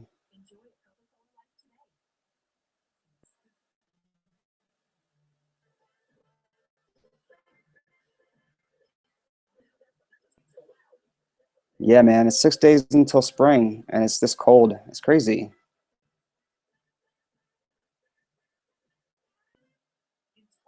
Send help to Canada. I think we all need help on the eastern seaboard. My parents in Philadelphia are going to get basically pounded. I think they're calling this, I don't know if you guys remember, the blizzard of '93. I was in high school then, but blizzard of '93 was basically, we got like 30 inches, over 30 inches of snow, and I mean, we didn't have school for a week. It was great.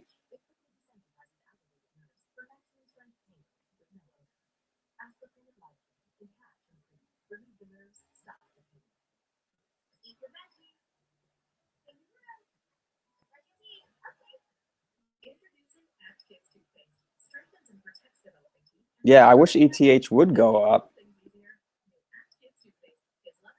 or go down, do something. That'll determine whether I'm going to exit out of this trade or I'm going to add more to it.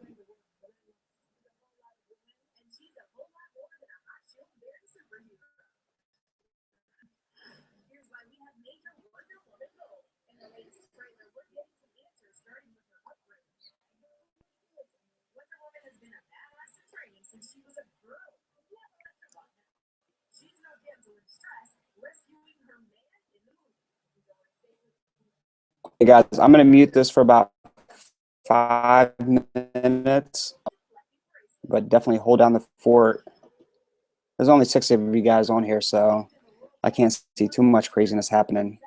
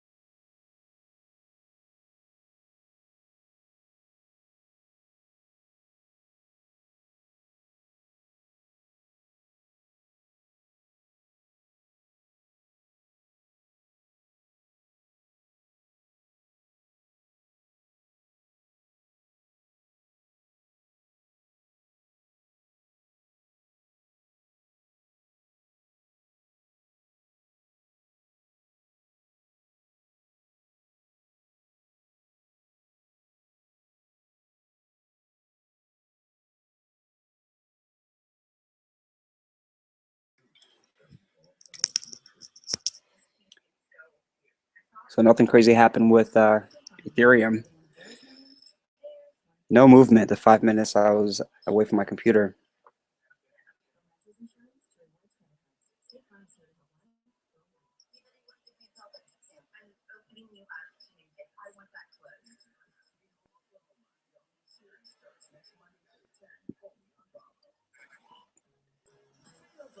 Yeah, I just got a phone call from the school district already canceling schools for my kid.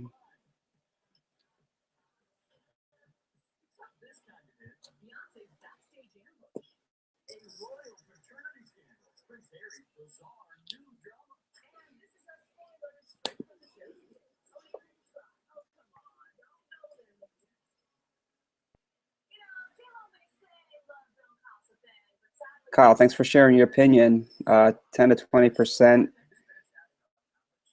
on ZCASH and Dash dropping 5%, or Dash 5% pop up tomorrow.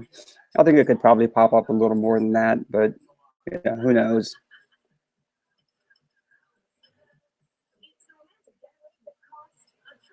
Yeah, Ether's got to do something. I don't really care. Just so I can buy more and I can average down my my buy price.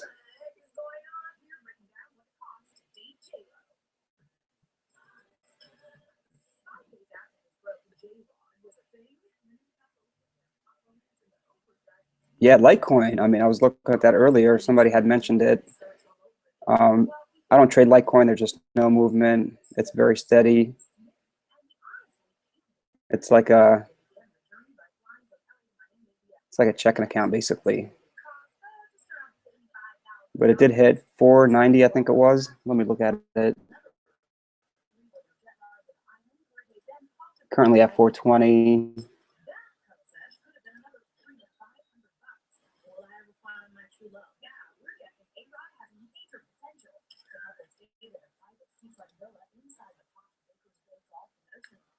But yeah, I mean, the whole time I looked at it, a while back, just 360, 370, no movements at all. And then all of a sudden at 6 a.m. it jumps up from that 380, 390 all the way up to 459. But this isn't something I would hold, though, to be honest with you. If you're a long-term investor, if you're a trader, yeah, I mean, buying it at the 380, 390, and then selling 450, that's a pretty good profit. But it's definitely giving back, 39 cents.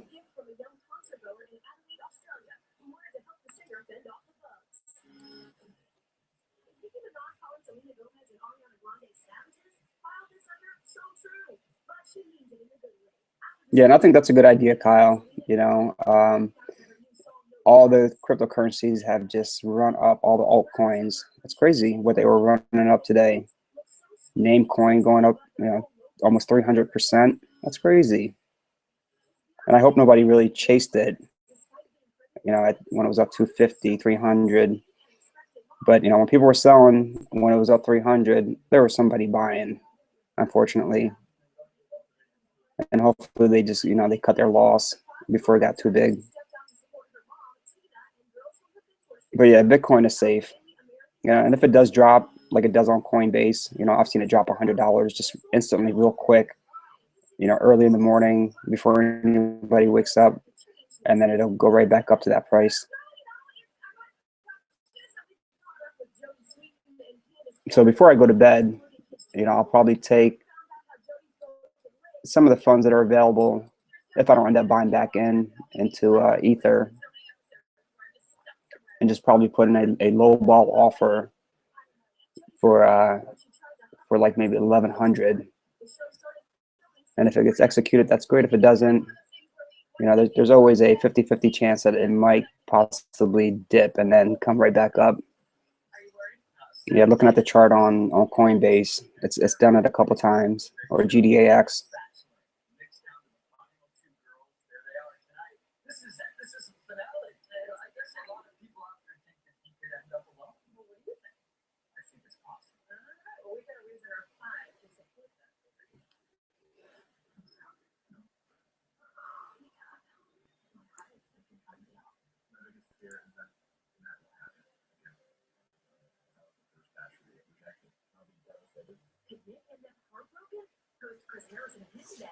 Yeah, I'm sure Dash has worked for a lot of people, especially if you got in early. I mean, you could have, got in at 20, 30, 40, got in at 50, and still made a huge profit as long as you didn't buy in at 80. But I mean, even if you bought at 80 and you didn't buy a lot, let me look and see what the price is now. It's not down too much. But when that rug gets pulled, it's going to get pulled. 75 bucks is what I see on CoinCap. Polonius, let's see what they have it at.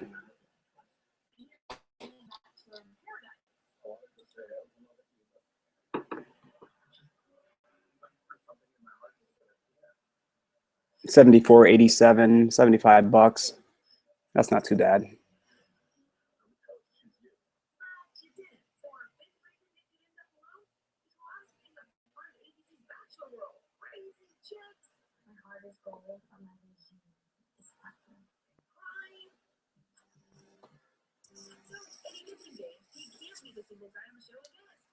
But Ethereum Classic seems to be the winner on the USDT pair. And I remember looking at, ETC, it was just hovering, 128, 135, 125. But I think it's a sympathy rally based on what Ethereum is doing.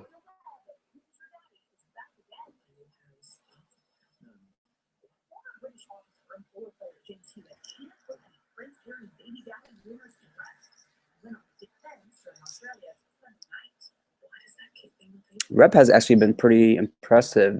Augur rep, I mean, almost $8. I was looking at that when it was like $4, 350, $4.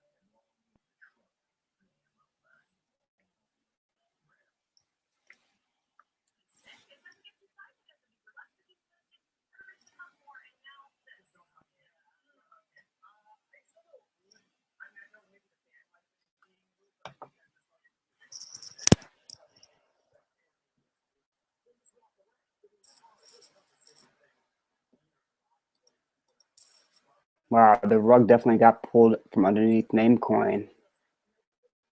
Easy.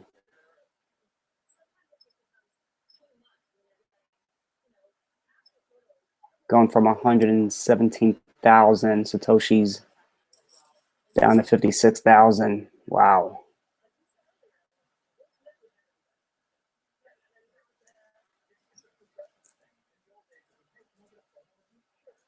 Yeah, I think a good entry for Namecoin, would be if it got down to the 35,000, 36,000 Satoshis, and then hope that it gets pumped up again.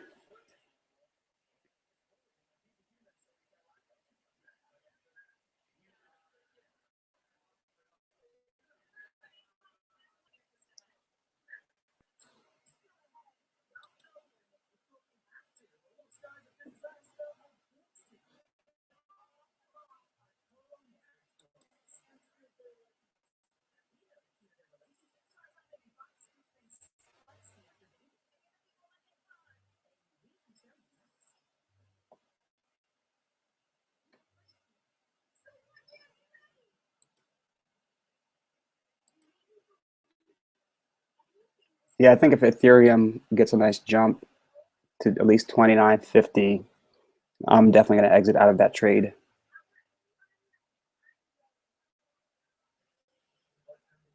But what always going to happen is every time I exit out of the trade, it'll jump up.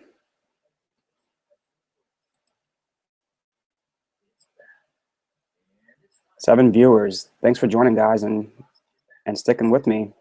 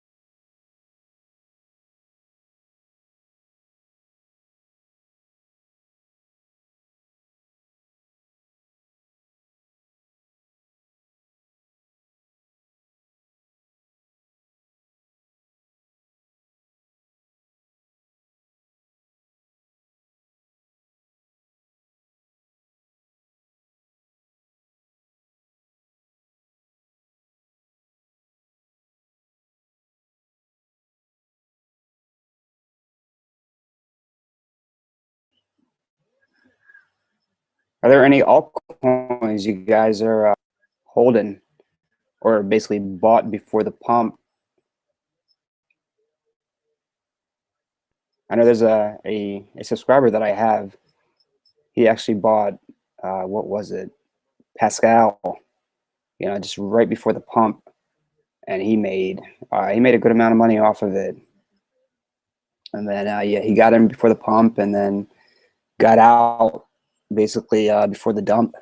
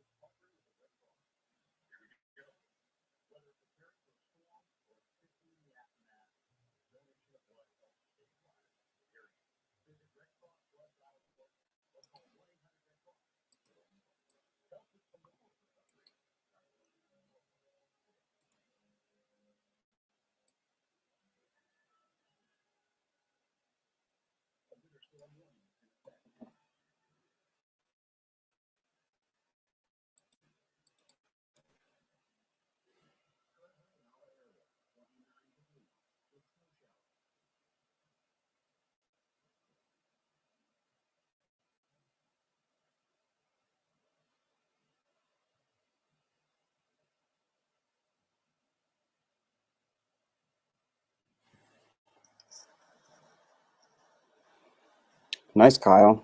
So yeah, it's always nice to buy it at that low price, 120, and then sell it at at the high today. That's a pretty good profit. Yeah, as long as you take profits, man. You made 100 bucks, 120 bucks off Dash. Not bad at all.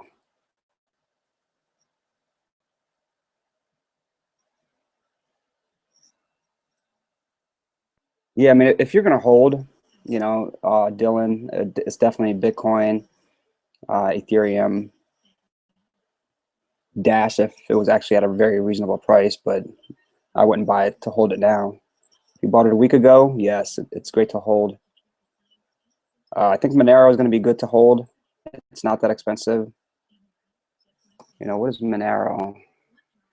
1750. That's not a bad price. If you can dip to 16, that's a good hold price. I think it just recently today hit its all-time high of 19, but a lot of the altcoins hit an all-time high today too.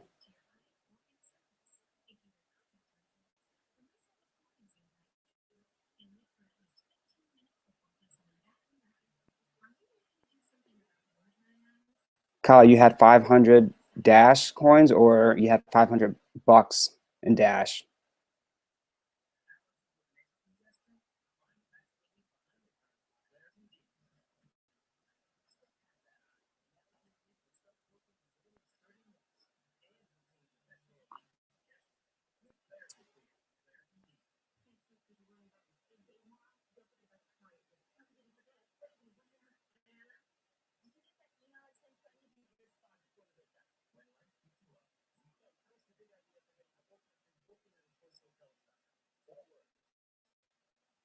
Hash power that's used by Zcash.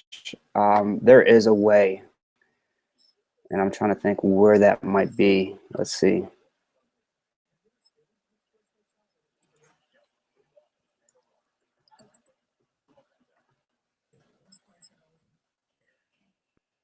I know I saw it somewhere. I just can't remember where that might have been.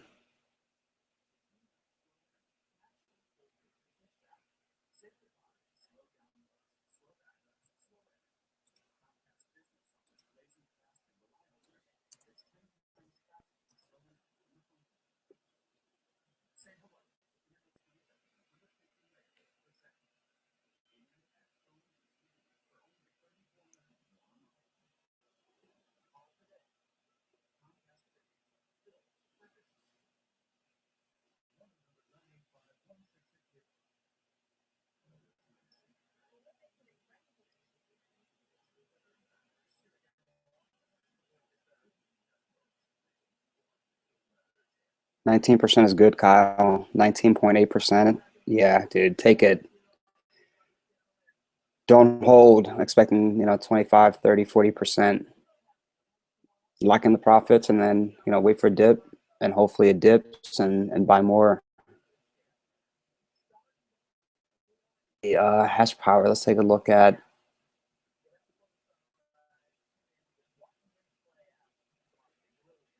where's Zcash. Here we go.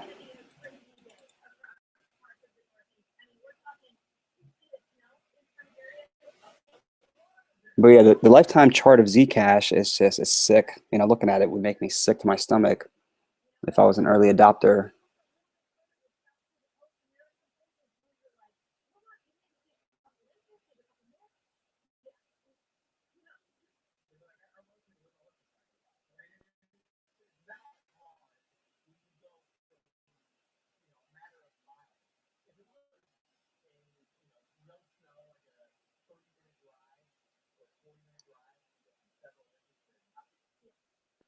Yeah, I thought Coin Market Cap listed the hash power, but I could be wrong. I can't remember where I saw that.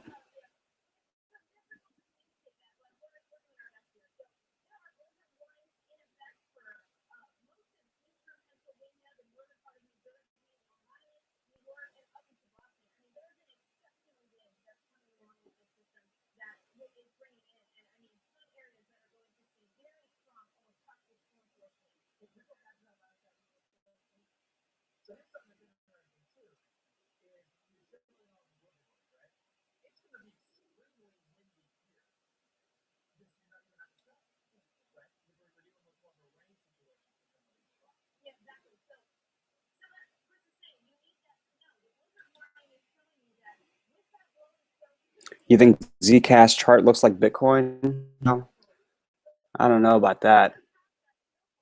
Let me take a look at the overall chart.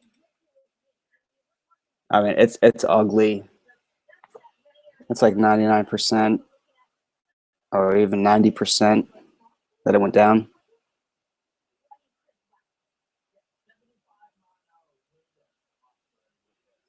Zcash went down 98.91% from all-time price. Yeah, that's just that's sick.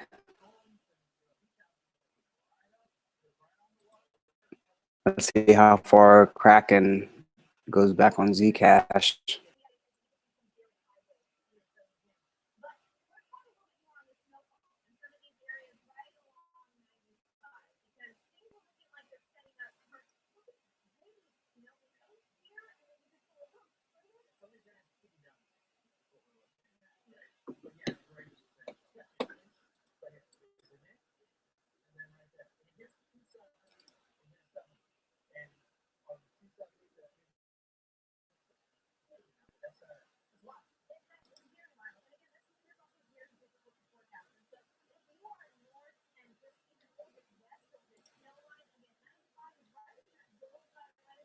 You know, actually, let me zoom out of this. 1 week daily chart doesn't do it justice.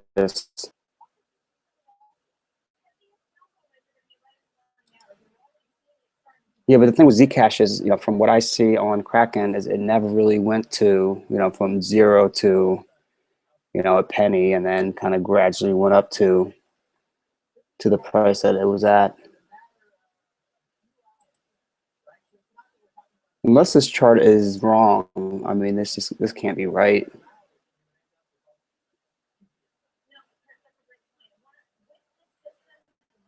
I mean, it's showing that it went up to $30,000 when it first opened. That's insane.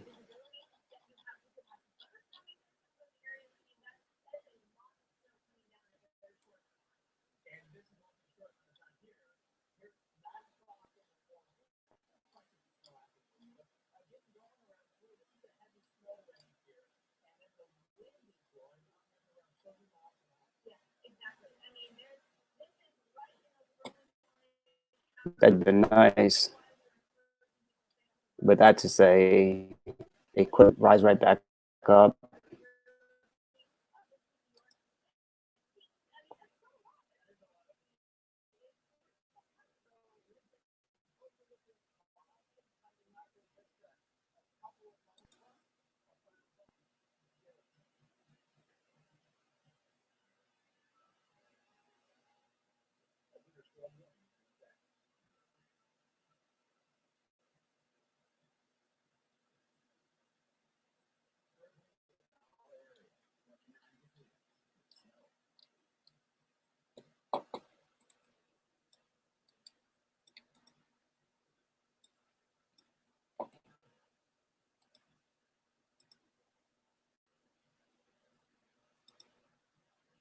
I'm just trying to find a better time frame for this chart,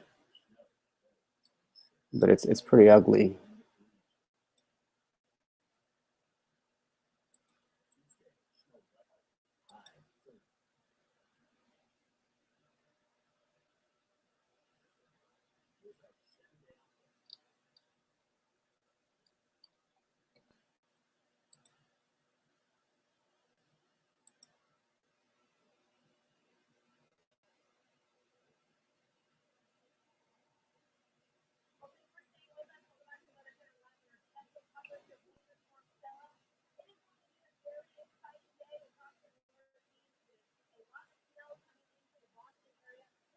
Yeah, I need to look at more of the charts of all the coins just to kind of see where they're coming from.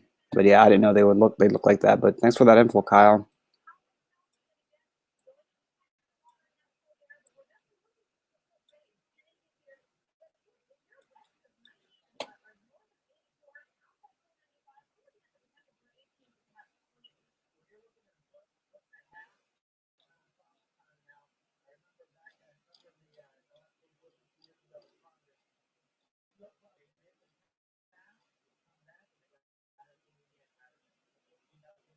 and I don't think my computer's liking what I've done to it today.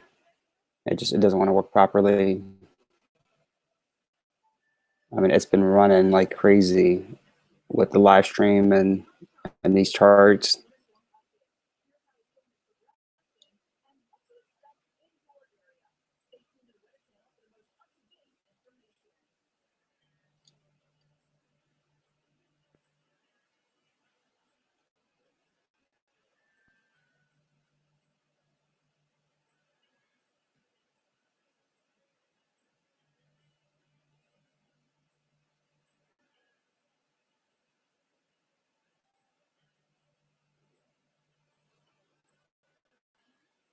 Well, I don't even really remember it dropping to 20 on February 21st, dropping to 22.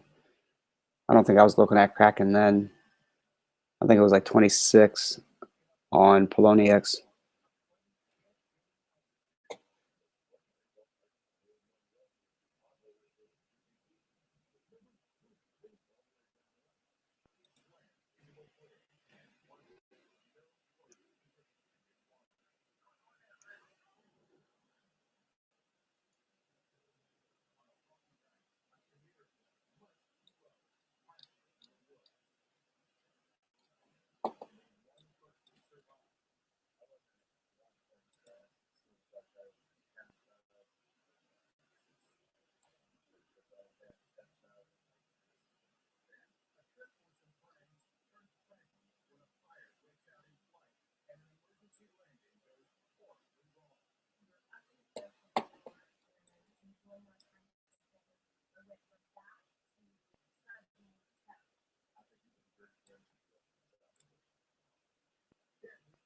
Yeah, this chart is pretty crazy.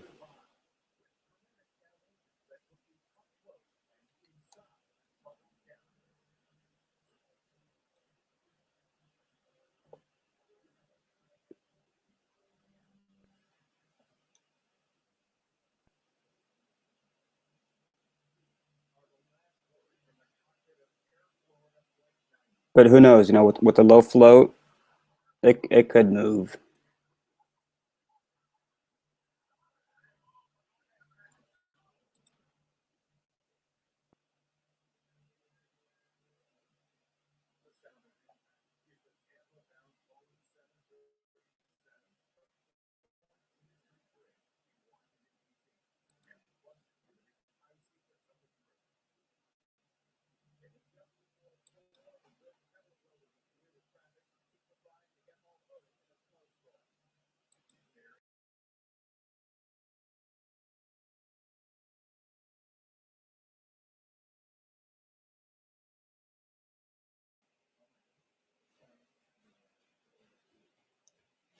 Yeah, Keith, I don't blame you at all. Going to bed is a good idea. 1 o'clock, I think almost 2 yesterday. But thank you for joining, bud. Definitely have a great night.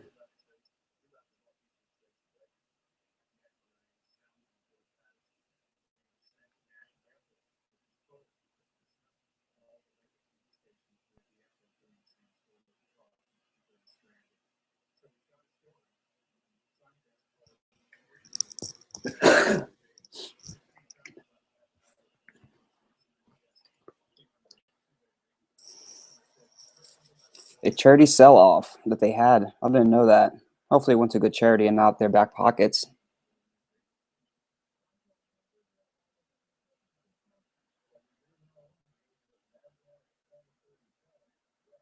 Yeah, I'd be interested to find out what investors are backing up ZCASH.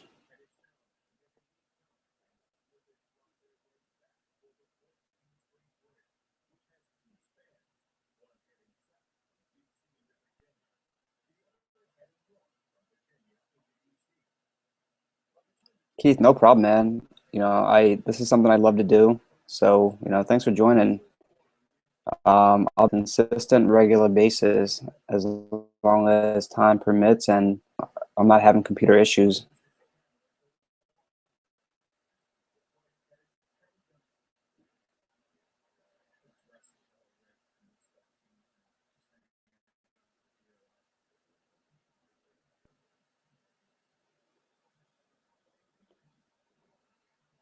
What was your wife saying about dog? Dog coin.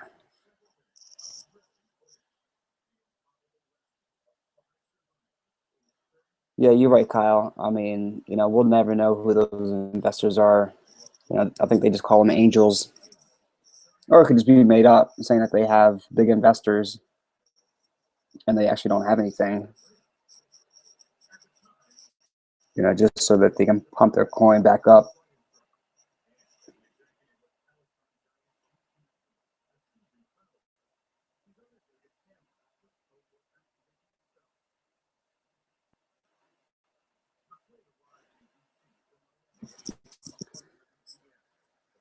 Dylan, what are you looking to make $1 on?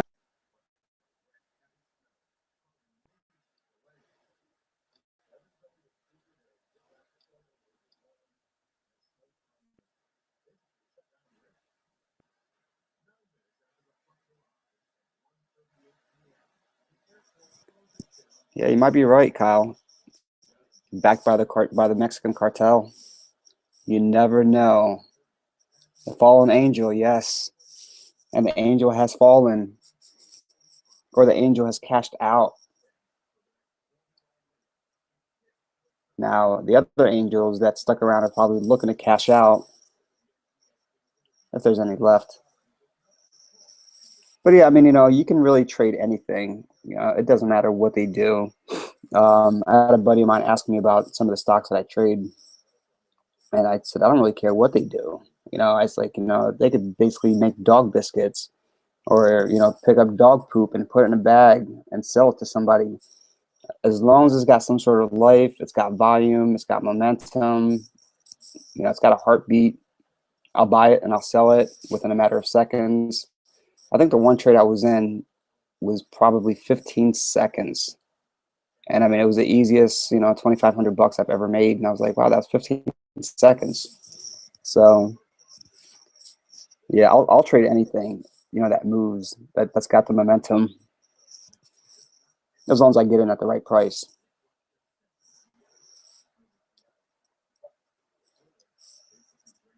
Yeah, anything that offers $1, it'd be nice. I should have probably got out of Ether when it hit, 29.50. But I was waiting for that $2 gain. So I might have gotten a little greedy, waiting for two, when I should have taken the 950. It's $225, and then just kind of waited out and bought back in at 750, 740, even 730.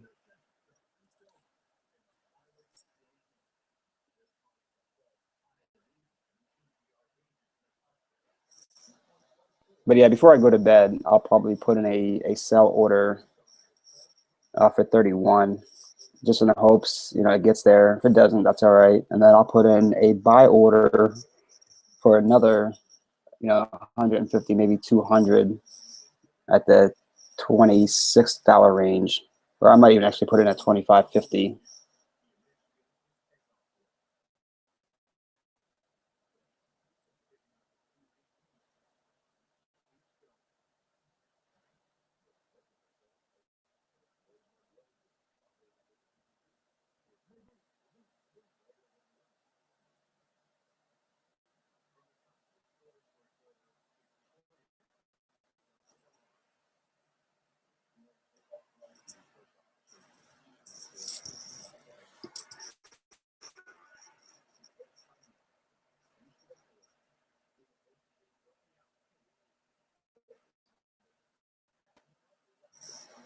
What program are you talking about, Kyle?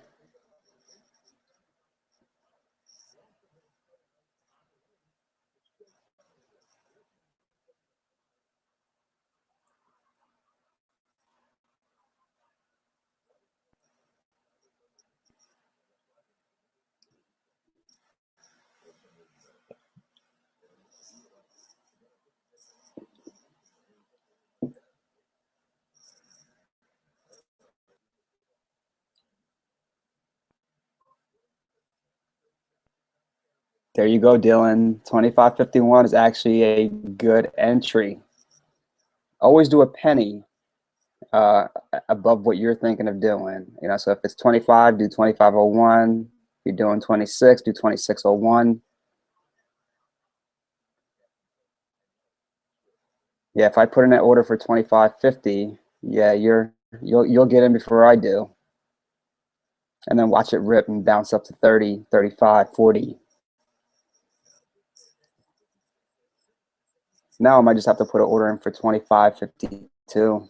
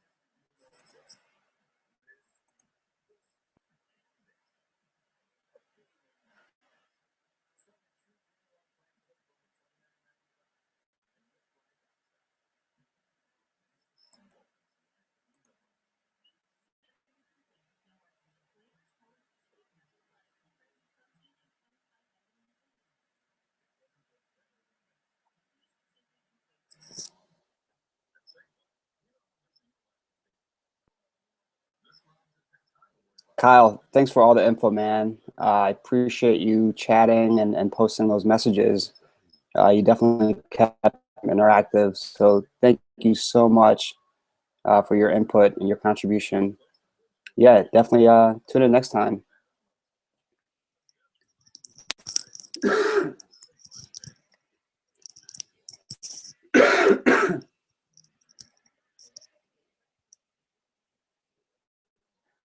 But yeah, definitely have a good night. I'm actually going to probably call it quits pretty soon too. Probably 1:30. It's about 1:12 right now.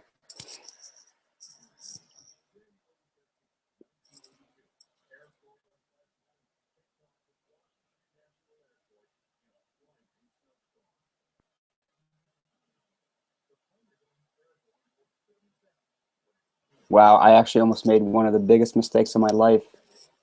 I went to try to put in a sell order for that 150 before I went and try to put the sell order in for $30.99, but it was actually a buy order for 150 ether for 30 cents, and just gave me the warning and said, you have insufficient funds. You can't do that.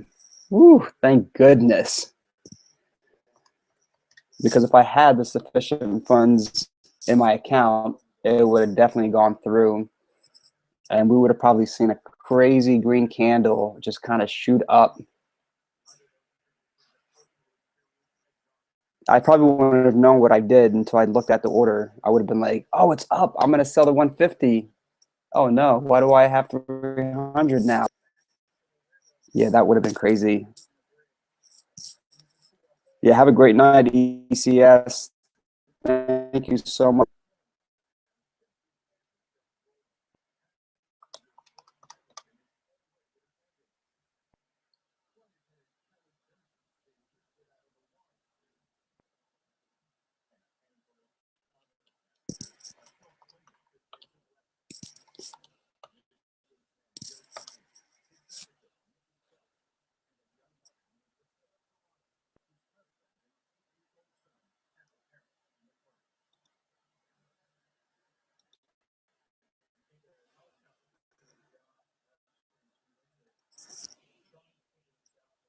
All right, let me do this the right way. Sell 150 at 30.99.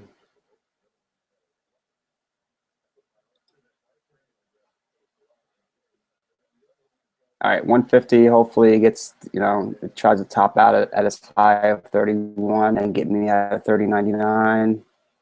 But then I'm still going to put in that buy order.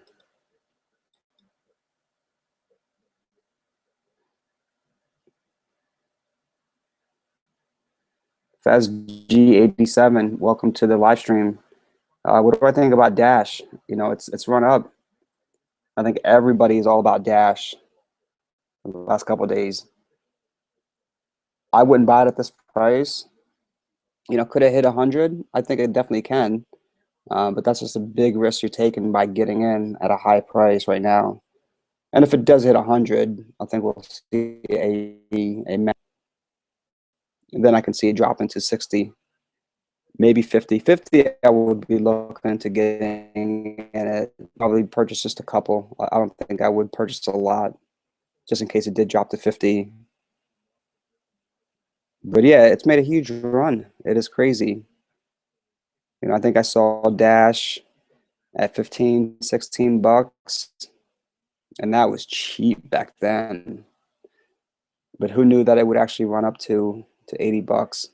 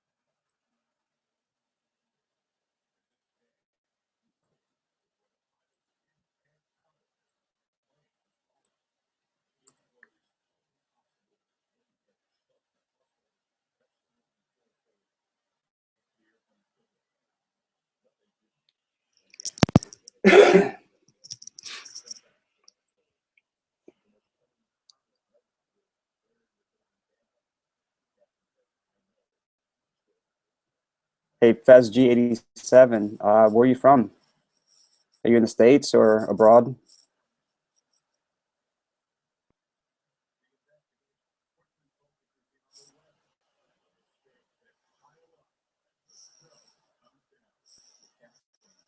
Dylan, yeah, I was just, I don't know if I'd call that heavy. I was just putting in a low ball off, and the low that it actually touched was at 25.72, which is this big green candle right here.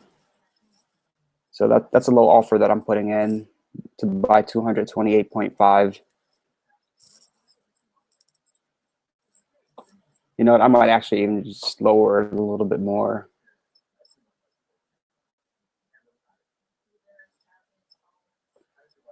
So let's see where the consolidation is.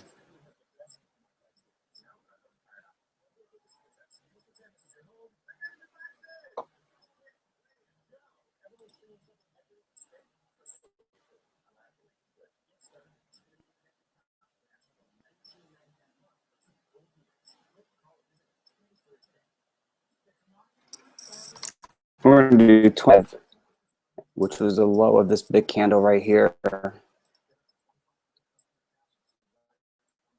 or 81.80, because that's what I bought yesterday. So 180, and then sold it for 70 cents more, which is kind of pitiful.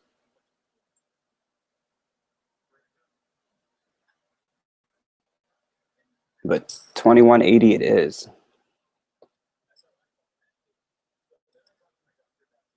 Australia, nice.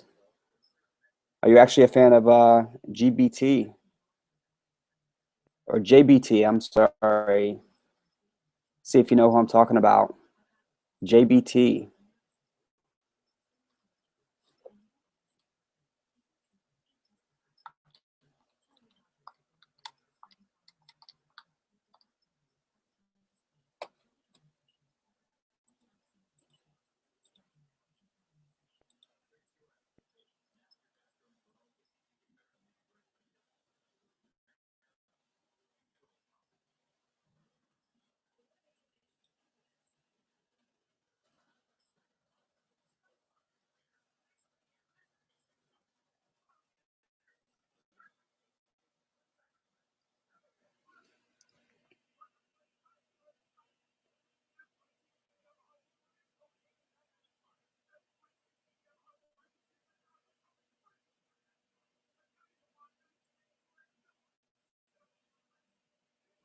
Yeah, I did hear about Ethereum and JP Morgan. Ethereum definitely has a lot of potential. So there's no reason that it should actually be trading what it's trading at right now, considering cash is made. It should be the complete opposite. Now we got a nice candle, 28.94. Hope it hits my 30.99, but watch it get kicked. It'll probably hit 29.72, and then sell off will occur.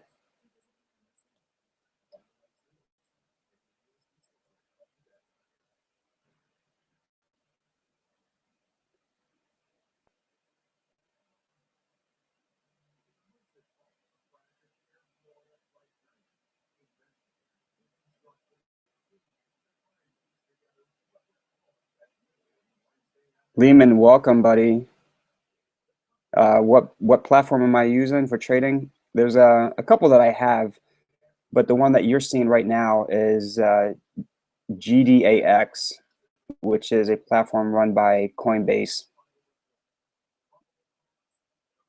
But I do have a Polonius account. There's nothing in there, just to be able to trade some of the other altcoins that are available that GDAX does not offer. But I also use Gemini, which you can trade Ethereum and Bitcoin. But I don't like their platform. Their platform is horrendous. I just like their funds availability. Once I make a deposit, it's instantly available right away for me to trade. And you can deposit $500 a day. You can actually do $1,000 within a matter of 10 minutes, depending on, when you actually make the deposit. You got to do it when their business cycle changes over to the next day. So if you do it at 4:50 p.m., then you can do another one at basically 5:05 p.m. But once you make those deposit, I mean, the funds are instantly available for you to use to trade, which is really nice. Yeah, Dylan, I will definitely be streaming tomorrow. Tomorrow might be a little hectic with all the snow that we're getting. My kids will be home and they'll be loud and crazy. So if I do stream, it's not going to be as long as I streamed yesterday and today. It might just be maybe for 3 hours and then take a 3-hour break and then stream again.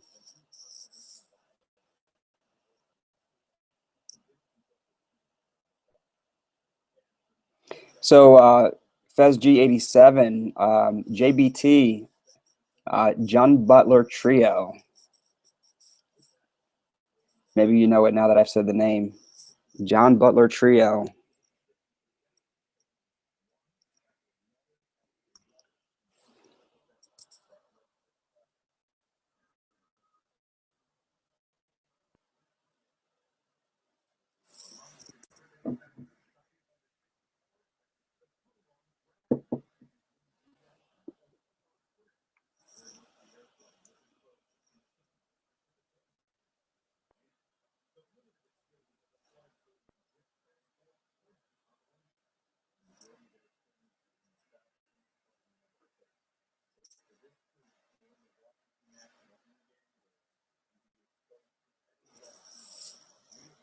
And you're right, Fez. We do live in an interesting time where the world is changing, and Bitcoin is going to completely, revolutionize the industry of how we basically interact with money.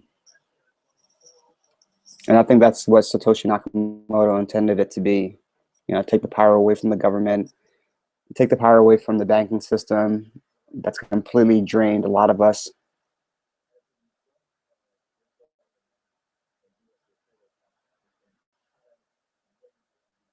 Yeah, no problem, Lehman. Anytime. I mean, it's a great operating system.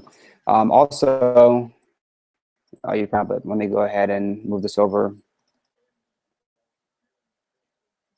This is a great charting system to use, and it's CryptoWatt.ch. Really, they go by the name of Crypto, but I'll go ahead and type out their name in the chat. .ch. It's a great charting system.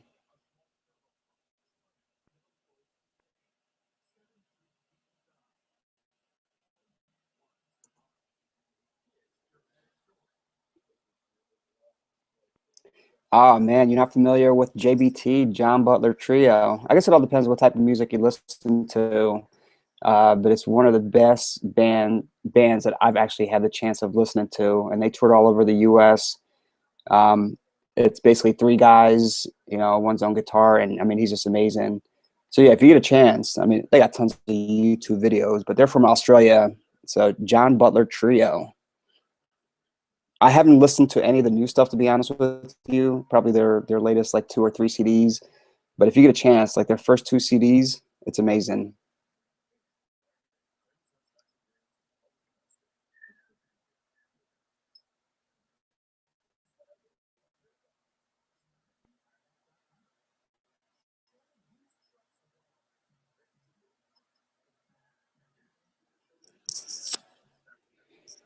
But yeah, I think you're the first person on this chat from Australia. There's been a lot of people from different countries, and it's great to have people from abroad. I think we had Germany, man, where else? UK, Argentina.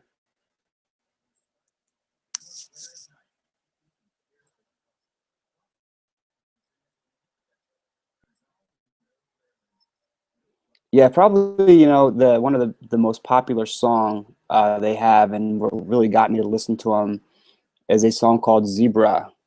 And I'm sure it's all over YouTube. But yeah, definitely check it out. It's called Zebra.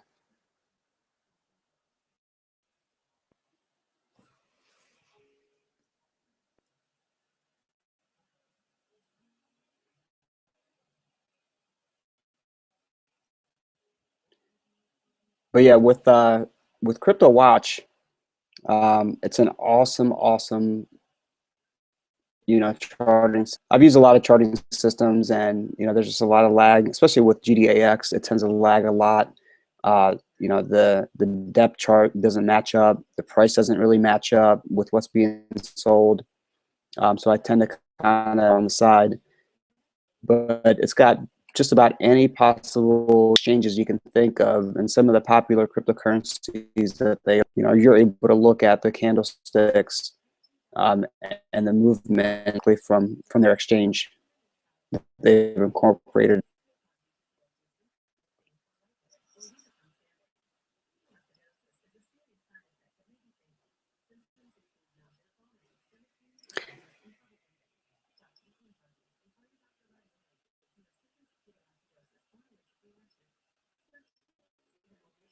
Yeah, Lehman. I mean, GDAX is not bad, but definitely have a backup plan as well too.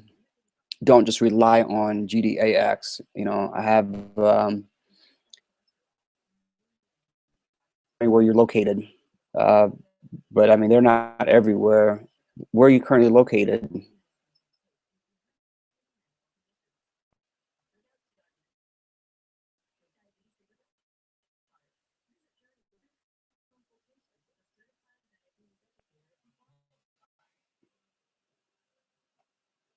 And that's awesome that you're mining. What are you mining exactly?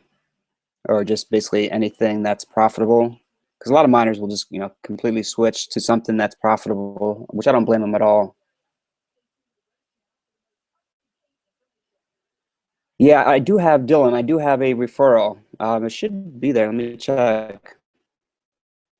Yeah, $10 free Bitcoin referral. It's there. If you look at the bottom of this video,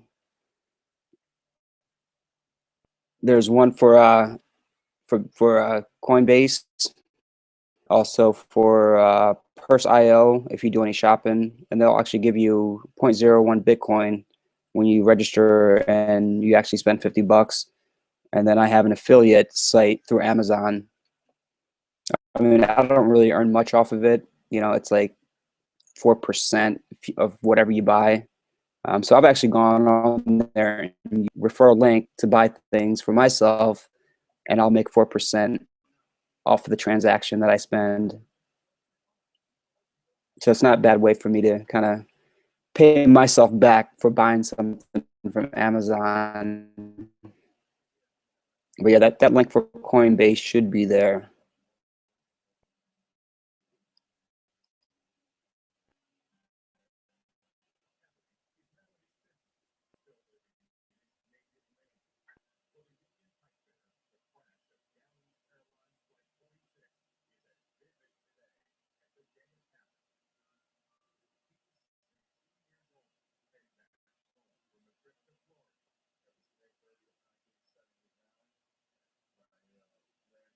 Oh, New York. There was another viewer from New York. I think he's trying to prepare for this crazy winter storm you guys are going to be getting hit as well too. I'm not that far from you. I'm in Pennsylvania. But yeah, Gemini does operate in New York. Actually, that's their home base. So definitely check out Gemini. The one thing about Gemini, though, I stated earlier, is that their charting system is horrendous. They don't really have a charting system, but their instant deposit and the funds availability is pretty instant, so you're able to use those funds right away.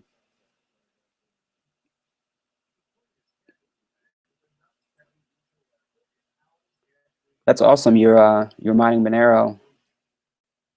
Yeah, I never really got into mining. I don't have the computing power to do it, and I don't really trust any of the cloud miners that are out there. The cloud. I know some people talk about Genesis mining, but there's also a lot of people that hate Genesis mining, and they feel like they got scammed. They really haven't made a return on their investment at all.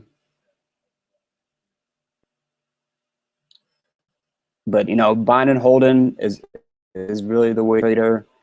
But if you're going to trade, money that you don't need. That's one thing I would tell every trader. Just be ready to lose money. If you lose it, it's not going to be the end of the world.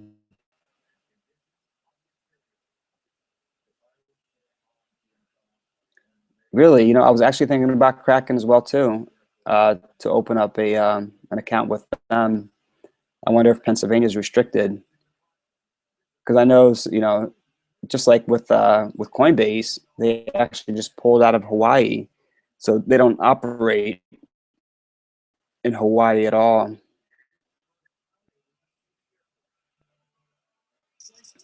But yeah, then yeah, in your situation, up a Coinbase account, GDAX. Um, definitely do Gemini, and then Poloniex.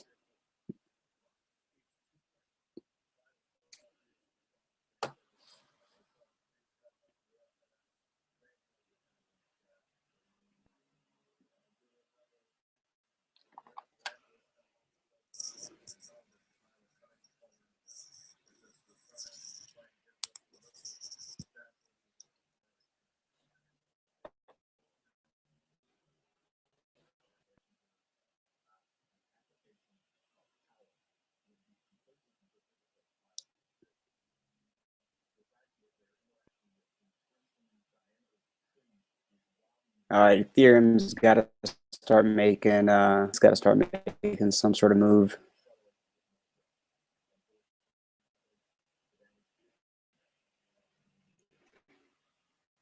So Lehman, I'm assuming with the Monero you have, that's what you're looking at to trade, the Monero.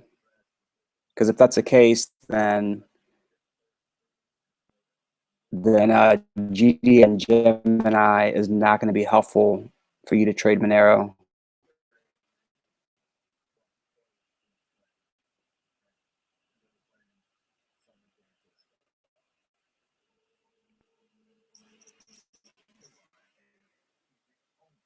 Yeah, I think if you're going to mine, the best thing to do is just either you have the mining hardware or fork up the money and buy it, and then in hopes that over the long period of time that you'll actually mine enough investment will be profitable, and then you still keep the equipment, or you can sell it and then upgrade to new equipment.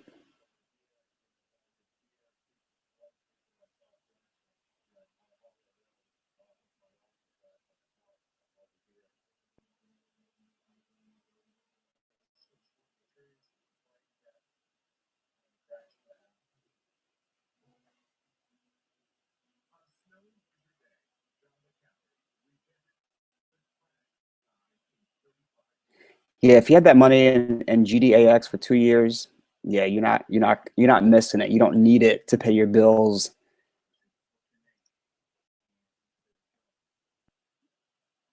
But if you need that money for bills, I wouldn't trade it.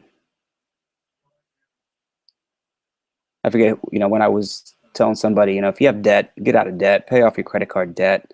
No sense of paying 15 to 19 on something that you could have paid off because you got money sitting somewhere.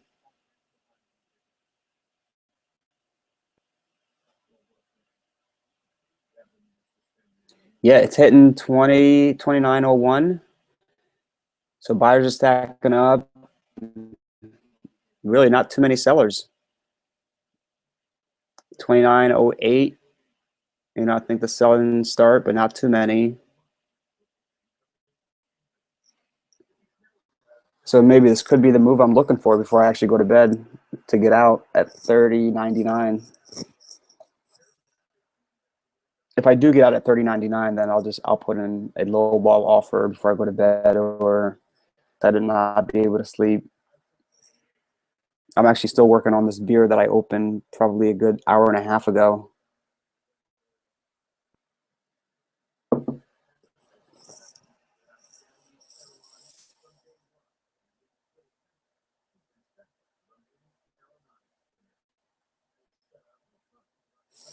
No, if you're looking to come to trade the Monero, Poloniex is probably your best bet.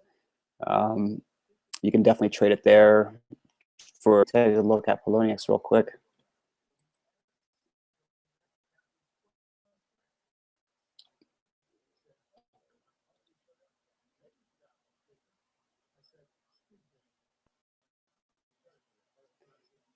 Yeah, I mean, you could basically move Monero right to Poloniex and then sell it for USDT if you want it. And that's basically almost like their cash equivalent. It's paired with the US dollar, so it's always going to stay at face value of $1. But you don't want to transfer USDT to any other exchange because there really aren't too many exchanges that accept it. And I think my live stream just went blank, but I'm sure you guys can hear me. There we go. I think or let's see, you could actually, I mean, there's a lot of things you can do with that if you move it to Poloniex. Definitely, you can sell it for BTC. You can sell it for, wow, Bitcoin, Stellar, or Ripple, Ethereum. I'm sorry, that's for Monero. I'm looking at the wrong thing. But yeah, you can definitely sell it for BTC, for Bitcoin, and then be able to take the Bitcoin and just buy whatever you want, basically. Let's see if Ether and Monero are paired together. No, they're not. Wow, I'm surprised. So what you'd have to do then is basically, take your and either convert it to USDT and then convert that to Ether, or convert it to BTC and then convert that to Ether. But just make sure, when you're converting it to BTC, that you're not converting it at a higher price. And then, but the possibilities are endless, what you can do with your Monero if you move it to Poloniex. But it still doesn't hurt to have a backup, having Gemini or having GDAX, especially if you're going to be converting the Monero to Bitcoin, because then you can take those Bitcoin and move them over to a different exchange, or Ether to the other exchanges. Just about every exchange will have Bitcoin and Ether.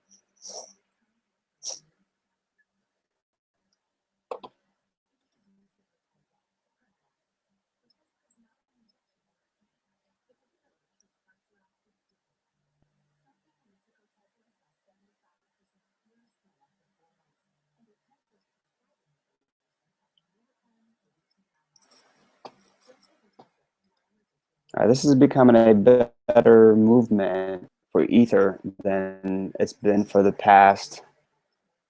Man, it was pretty bad for a while. I mean, this is just flat right here. And as a trader, that's definitely not what I want to see. But from 120, there we go. Now it's starting to bounce.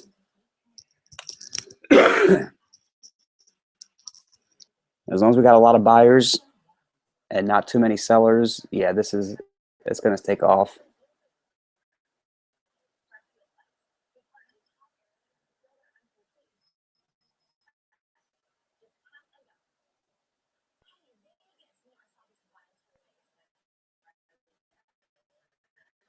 Man, I should have done this earlier.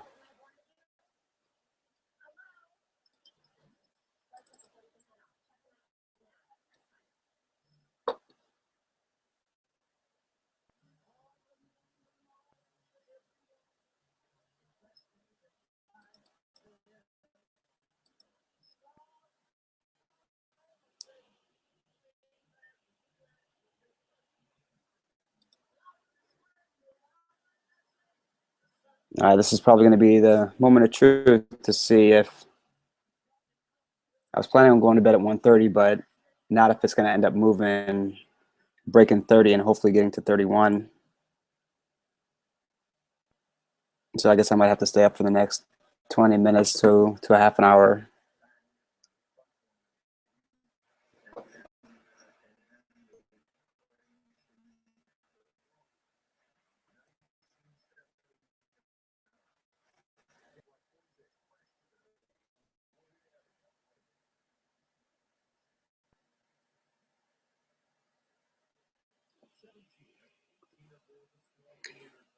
Oh yeah, Lehman, transferring it to USDT is it's almost equivalent to cash, but it's not. It's basically an altcoin that's paired to the US dollar, but it's always going to have the value of $1. So it's not going to drop below $1. It's not going to go up. It's almost like taking money and just stuffing under your pillow. It's always going to be there, but you just don't want to transfer USDT to an exchange that does not accept USDT. I think Kraken actually accepts USDT, but there aren't any other exchanges that accept a USDT altcoin. What some people do, and what I would probably do if I'm using Poloniex, is if I'm looking to get out of all coins because things are just, I would move it to USDT, and then once I decide that I want to buy something, then I take the USDT and buy, whatever it is, Bitcoin, Monero, Dash. It's not cash that you're able to move out. And then when you're ready to really take money out, then you would take, your USDT, buy, or buy Bitcoin, and then take the Ethereum or Bitcoin and then move it over to, or you'll probably recommend doing it to Gemini. And then you're able to take, that Ether and sell it, or Monero and sell it, and then deposit the money to your bank account. couple of steps you got to do, but it's not that bad. All right, 20. Let's see if this makes a move. What's my price on getting out on Ether? Is that what you're asking, Dylan?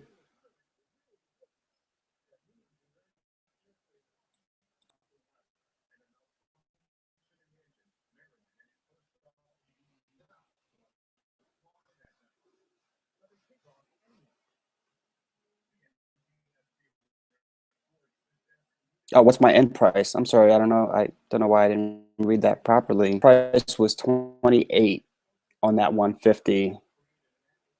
Yeah, you weren't here when I was trying to get in at 25.19, and it was creeping down. It hit 20. I'm sorry, I was trying to get in at 25.19, hit 25.65, and then bounced up. And then once I started bouncing up, I put in an order for 26.7. I couldn't get in. 27.30, I couldn't get in.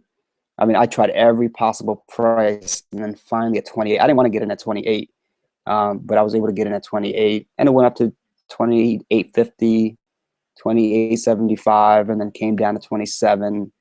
But I was really looking to get that 26, 27 early on, and then sell at 28.50. But yeah, so my entry on 150, and that's why I didn't buy more than 150, because of that $28 price point. But at the 25.19, I was looking to buy at least for.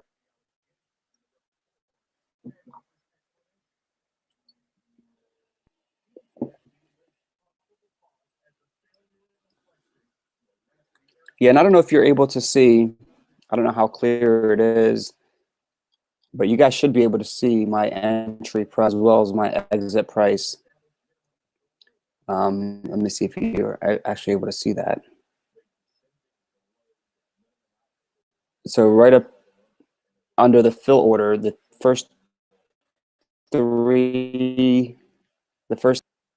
will show my entry for the last trade, and you'll see exactly how many ethers were executed at that $28 price point.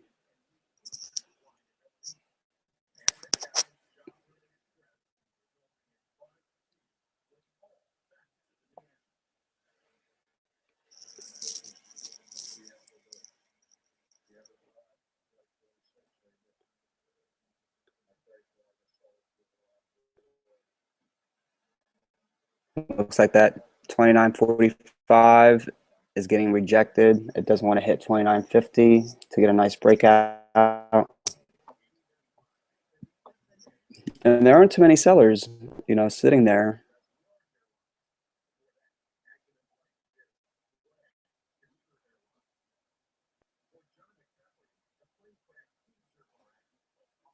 Yeah, this is the problem with GDAX. On the depth chart, it's showing 28.84. On the candle, it's showing 29.24. And then at the last price, it's actually showing 29.24. But all these three prices have been different at one point. They just don't match up at all sometimes. And then that's why Crypto Watch, it's a lot more accurate. But yeah, the depth chart is completely off, so it's not even displaying where buyers and sellers are stacked up.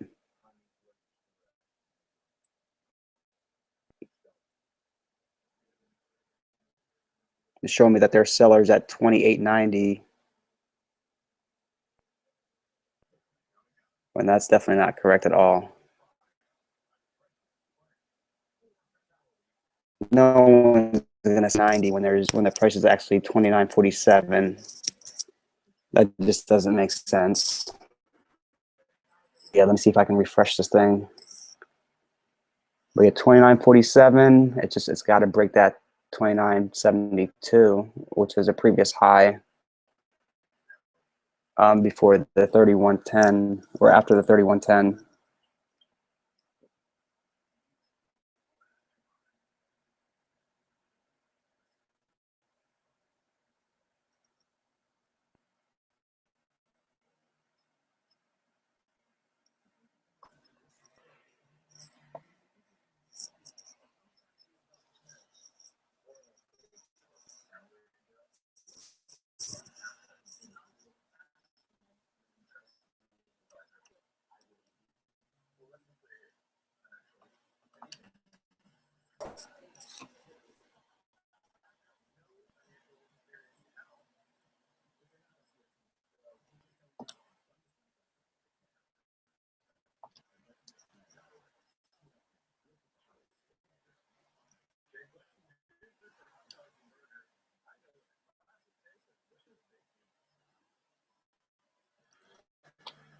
All right, 29.50. See if she gets a nice big push.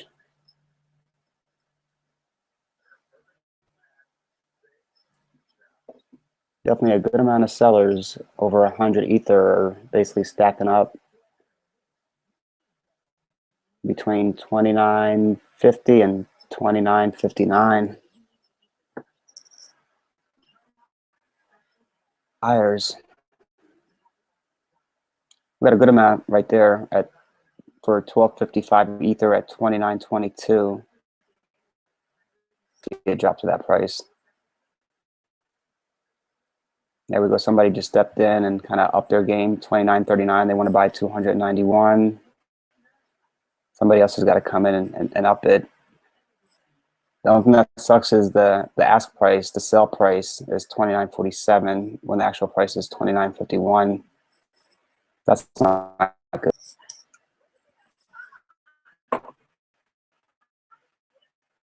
And doesn't believe in that price of 29.53.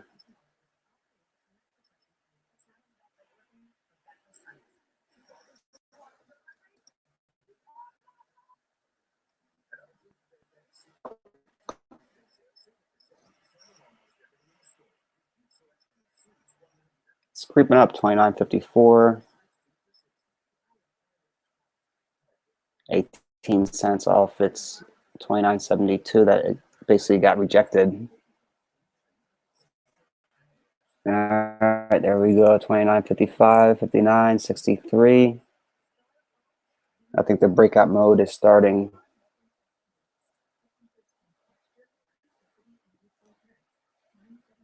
And this is usually the time that somebody, a buyer is looking at this and saying, I need to buy before this hits 30. I need to get in now. So they're chasing it, instead of getting in at that $28 price point when it was just leveling out for hours. And that's really what's going to cause the price to go up.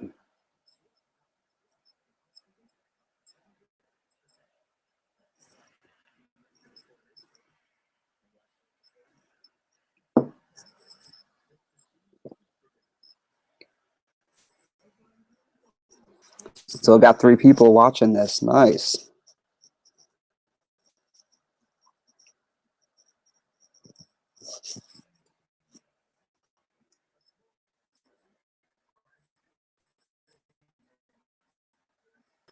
I think it's Dylan Lehman, and then who else is on this?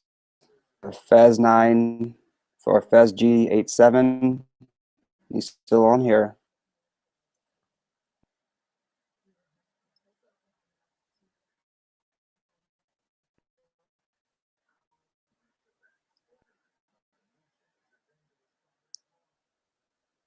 $29.69. It's got to break that 72.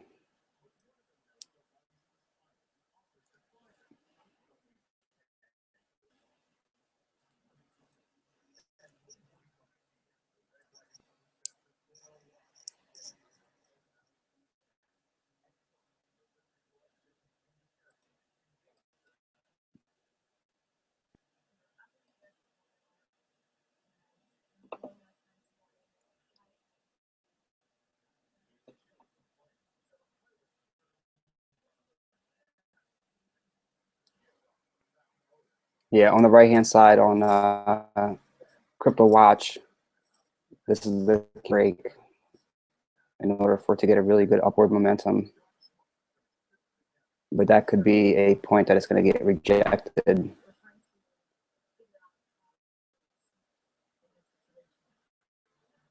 At 29.72, there's not a big. Somebody's only selling 2 ethers, but we got sellers that are stacking up.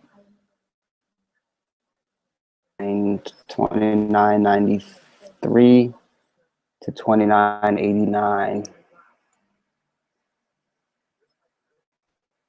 750 ethers at that price point.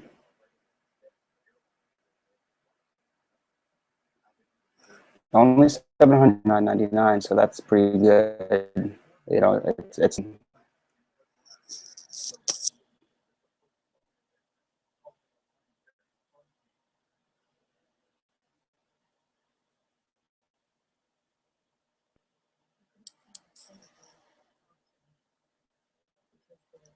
Dylan, what was your entry price? You probably told me. I just don't remember if you consider to get out of 27.99. I basically got in a penny over you. I got in at 28.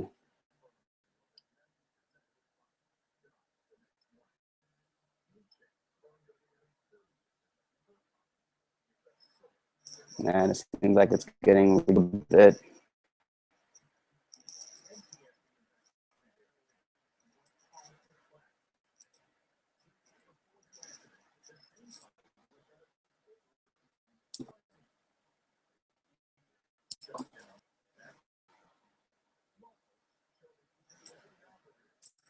It just needs one big push. Yeah, it's getting pushed right back down. There we go. Come on.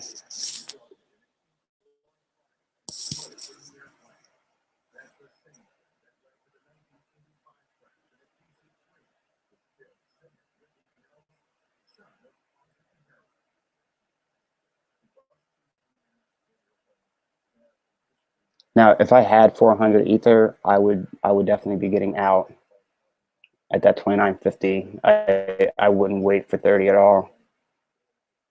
Yep, it's getting pushed right back down.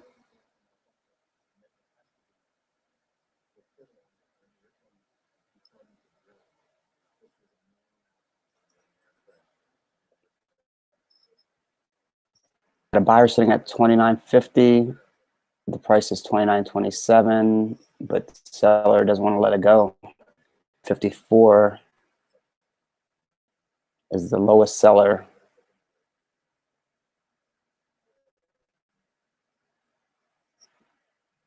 Between 29.54 and 29.52, when the actual price is 29.32, 29.17. I'd like that somebody's offering to pay a higher price for it than what it, at this moment than the actual price. So that's a good sign.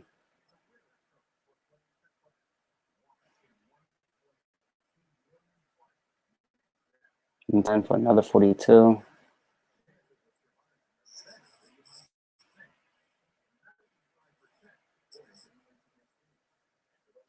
I think it's just waiting just to break out.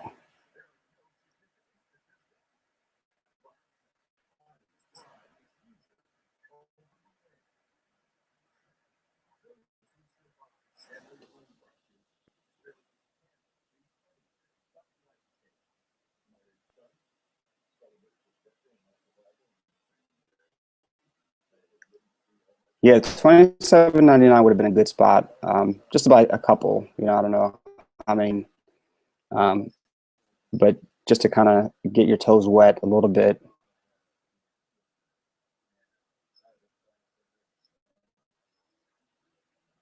And then and then sell at 29.50. That's $1.50 per coin, so that wouldn't have been bad at all.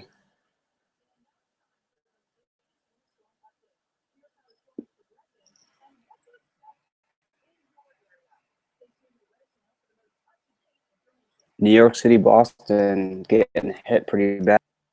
That's got the Weather Channel on.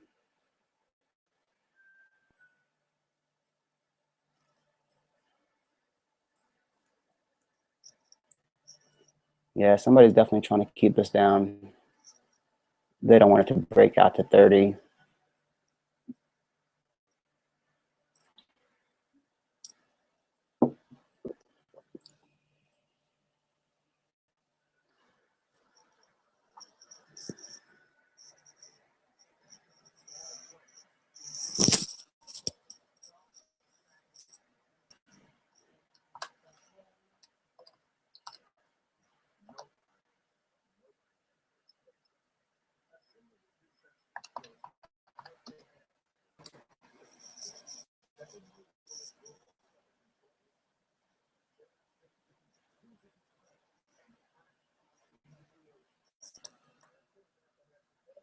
All right, 29.70. It's got to hit above that 72 and just break out.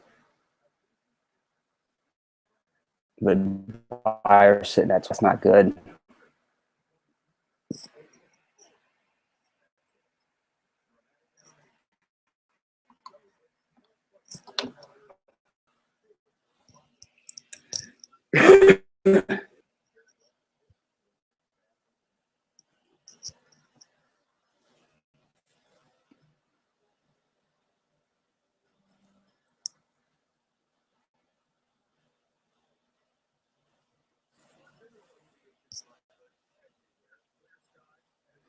All right, sellers really stacked in our price range. Yeah, I might have to get out at that price.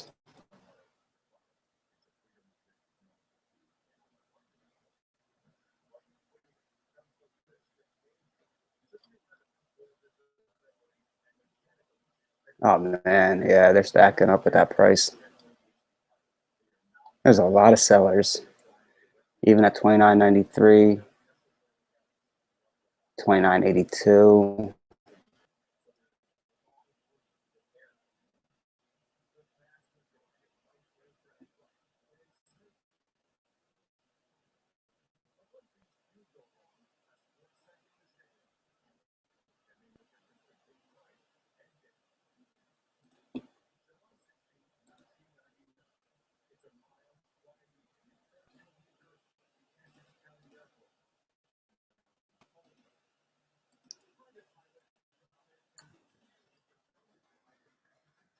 I'm gonna put in an order to get out before these large orders. So 29 that's very good because there's only somebody that's looking to sell 1.15. You know, they're not looking to sell a lot. So if I put it on, will get executed last. 26 would be a me.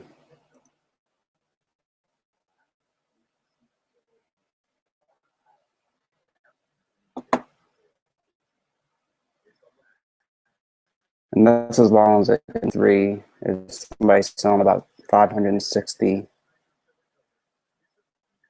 but at least I'll be getting out.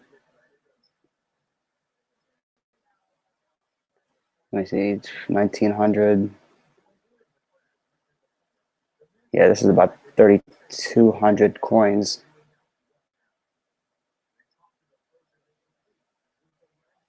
Yeah, I definitely want to get out before they do.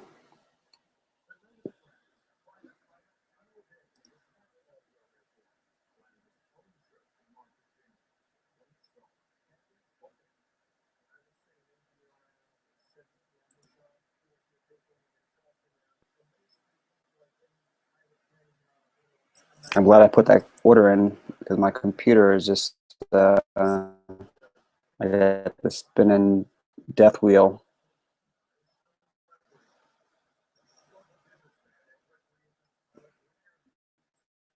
Right, there we go. Now it went away. Break out.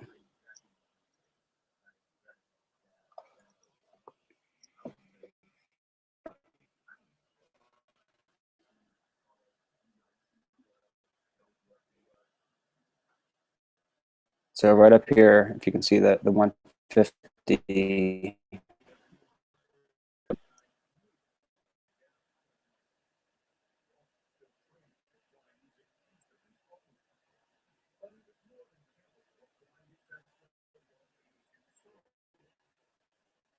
Gwen, thank you for joining.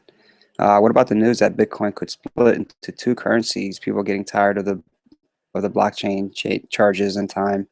Yeah, it does suck. You know, I hope it doesn't split, but as a trader, it's not going to really affect me. I'm not holding Bitcoin long term, and if it does split, then I'll figure out which one is worth for holding long term if I do end up holding long term.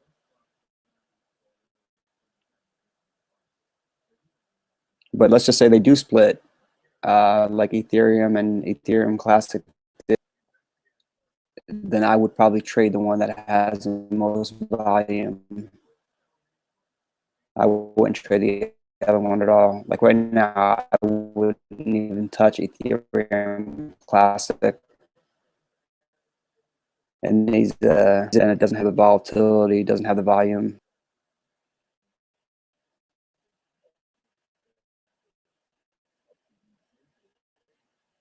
But unlimited, segregated witness, they're fighting it out.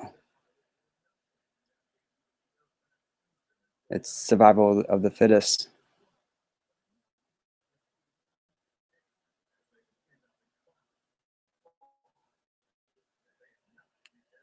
What do you guys think about that, by the way? Because I know a lot of you guys really follow the news on that.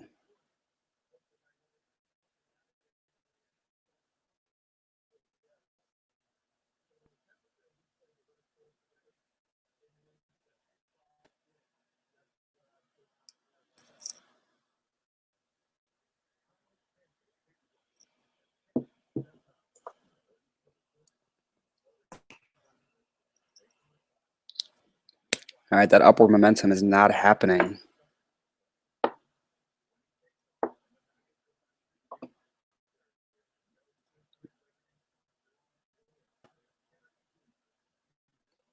Yeah, 2970 was there. Break out on the right hand side where I have a different chart. That 2972, it's just become a good resistance.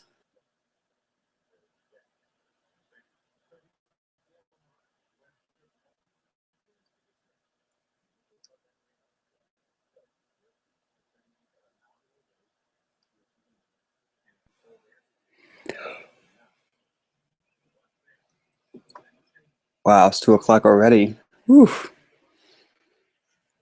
What time is it over in Australia?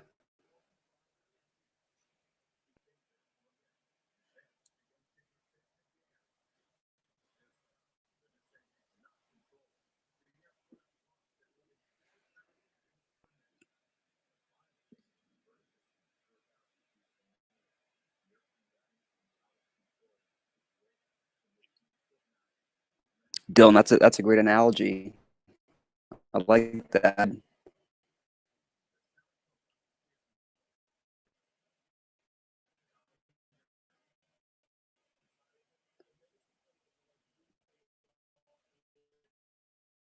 It's getting kicked back down. 2950, 13.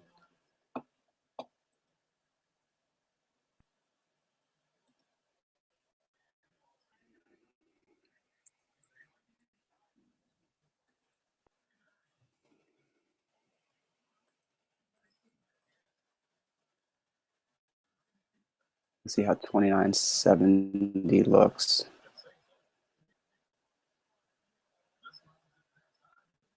2969 might be a better exit.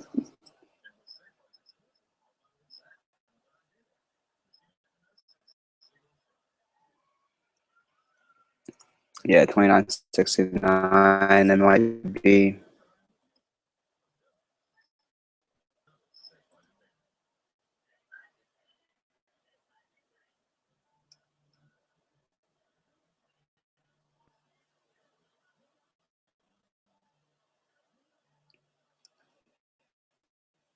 Just it got rejected from that 2970 hardcore.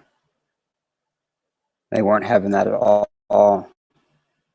So let's see if it makes an attempt again at it. And if it does, I'll be getting out at 2969. And then watch it probably break out. That's usually what happens.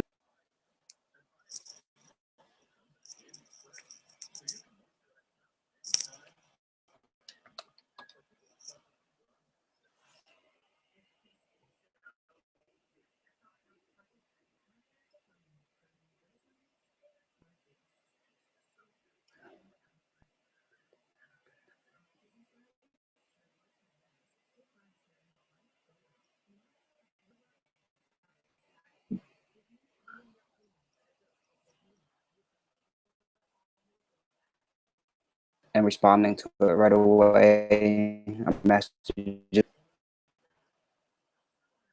But I will definitely read the message and respond to it.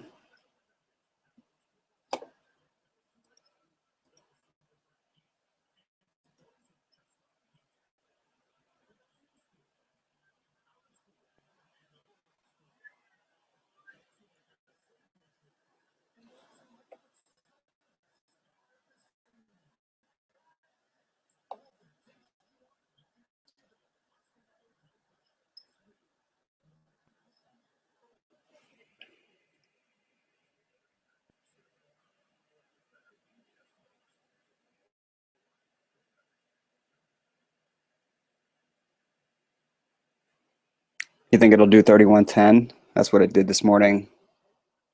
I mean, it exploded.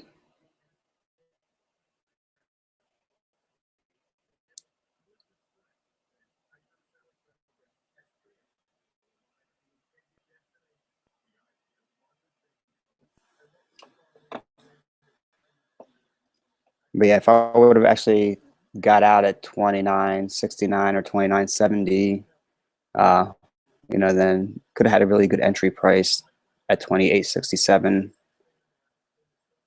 for a 7 increase again per coin.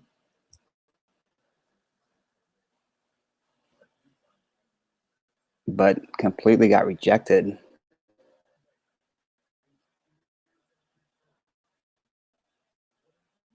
Dollar drop there from the to 28.67.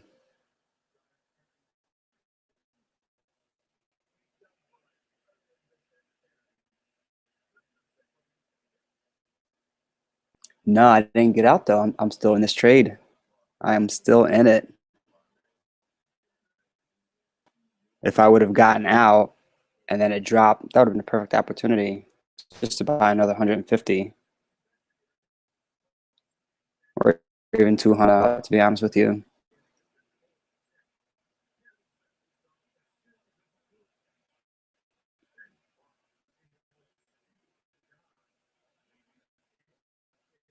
See, incredibly curious about the idea of people dipping around using one of these cryptocurrencies. Do you believe that this may happen?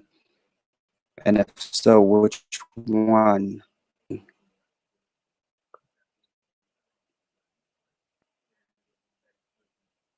So what you're thinking is that when you say dipping around taxes, the cryptocurrency's dropping for people to use the money to pay taxes, or they're not going to have to pay on this until actually year 2017 ends. So any trades that I'm making now, as of January 1st, 2017, I'm not going to have to claim on my taxes until April.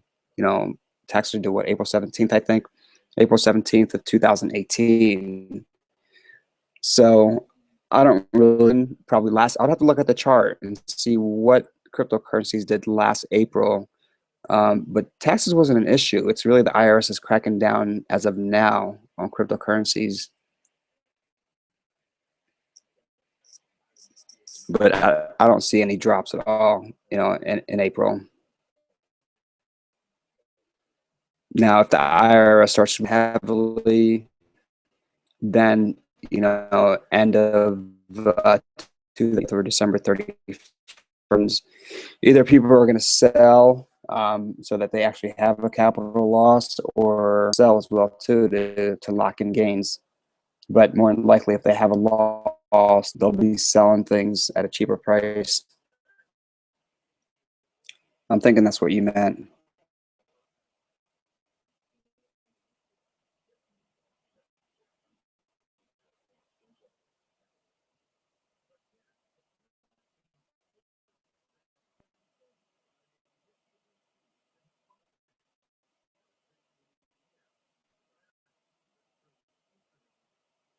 Yeah, Lehman, dude, not a problem at all.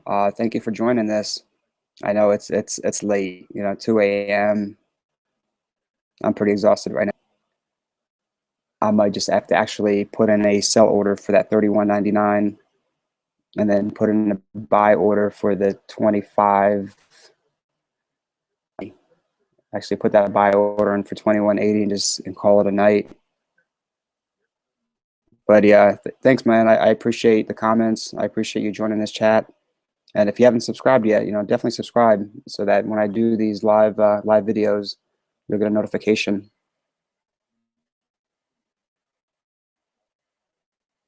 I'm gonna do a live session every day as much as I can. I don't think tomorrow's gonna be as long as this. They'll be bouncing off the wall, but I'm gonna try to do 3 hours in the morning and then take a 3-hour break and then do another 3 hour late at night. I just don't know what time yet. But if you subscribe, YouTube should send you a notification. Should is always a magic word. Sometimes I think they're late sending out notifications.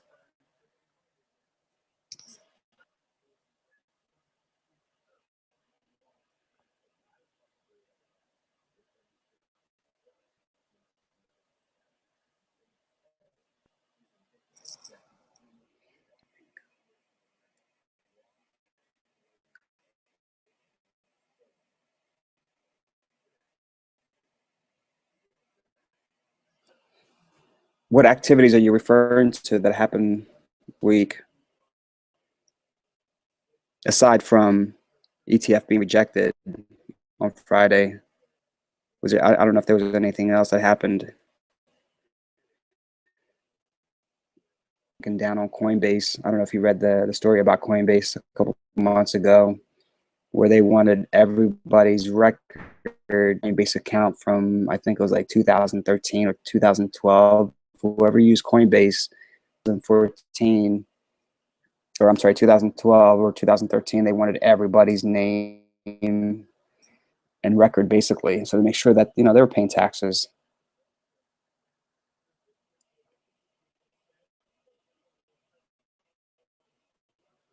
So man, thank you for subscribing. Get some sleep, and yeah, dude, we'll definitely talk. We'll definitely chat next time. If you have any questions, dude, and I'll do my best to answer any questions about cryptocurrencies or just trading in general.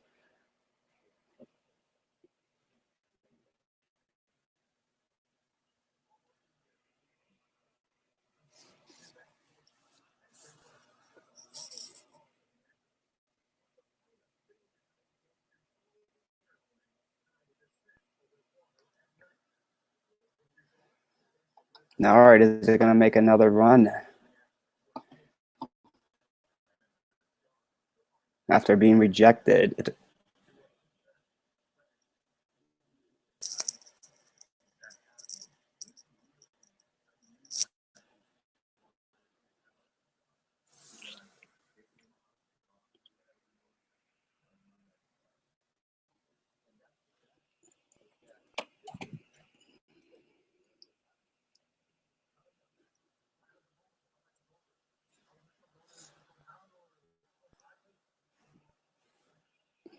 All right, I think my goal is 2 10 minutes, and then I I would love to do this all day, all night, 24/7. But before I know it, mine around and wanted to go outside and play, and then I'll be doing this again early in the morning. Come on, 29.69.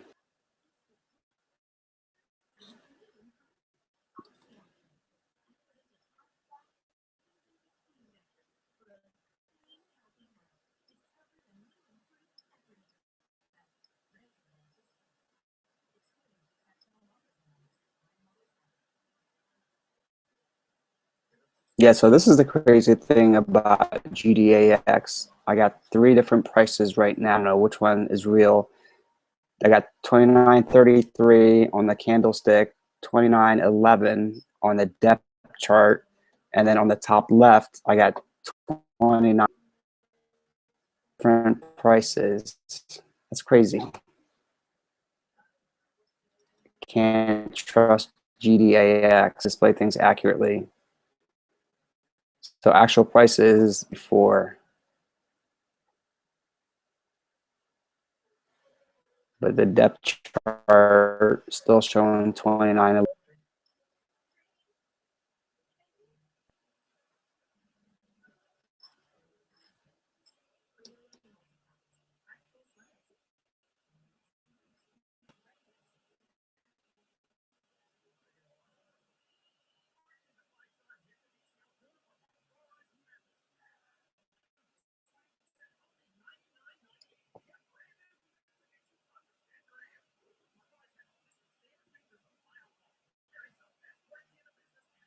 Yeah, those are some monster that Dash Ethereum have made. I mean, it's crazy. I remember looking at Ethereum. It was a day or two after Christmas, and it was like $7.05. And I was like, well, around 5.13, 5.15.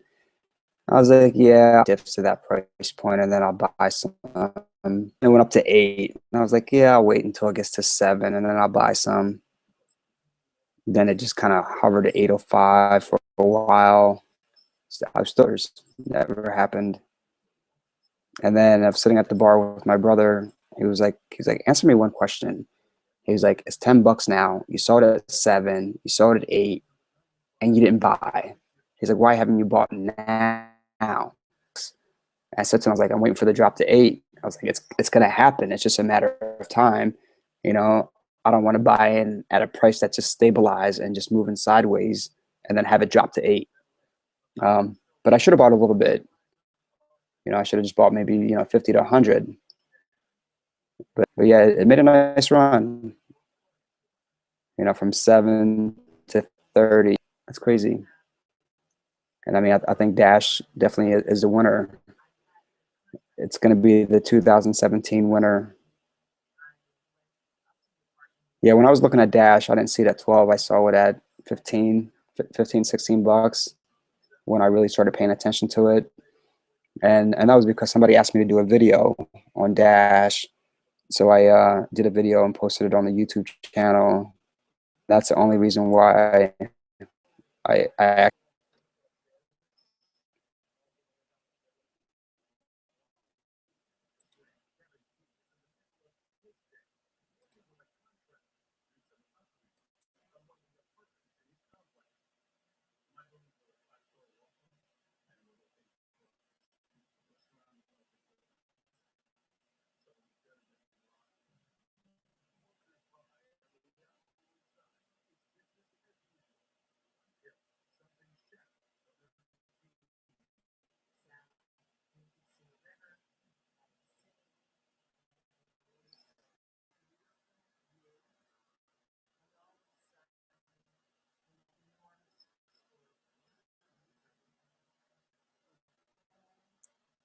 service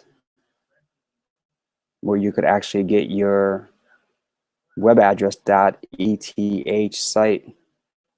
It's impressive. You know, based on that, I think I'm gonna have to cancel this order. At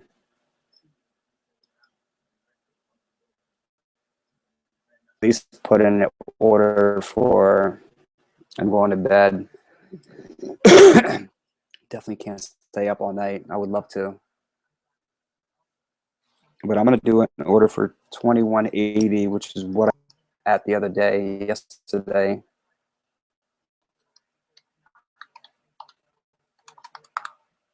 And that's that in the hopes that, we get a nice crash. I doubt it'll fill, but there's at least a 5% possibility that it might fill. I'm just gonna max it out actually, whatever I have in my account.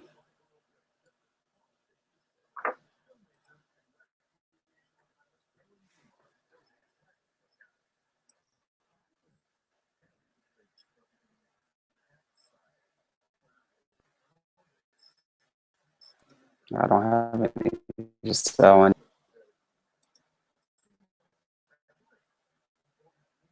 All right, 2180's there.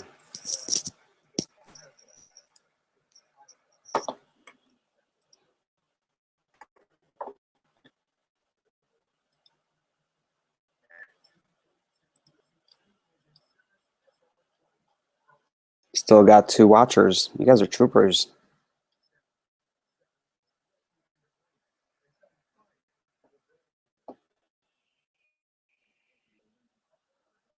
I'm gonna put this on mute and just step outside real quick to see what this snowstorm is even tomorrow morning.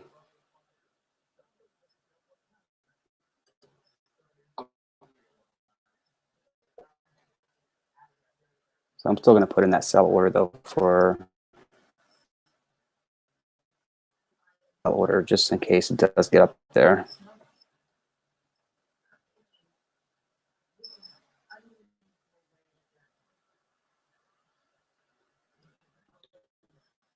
We're gonna go with 9. probably not going to get there. But if it does have that violent upward momentum, where it just for the 15, 20 minutes, it could definitely get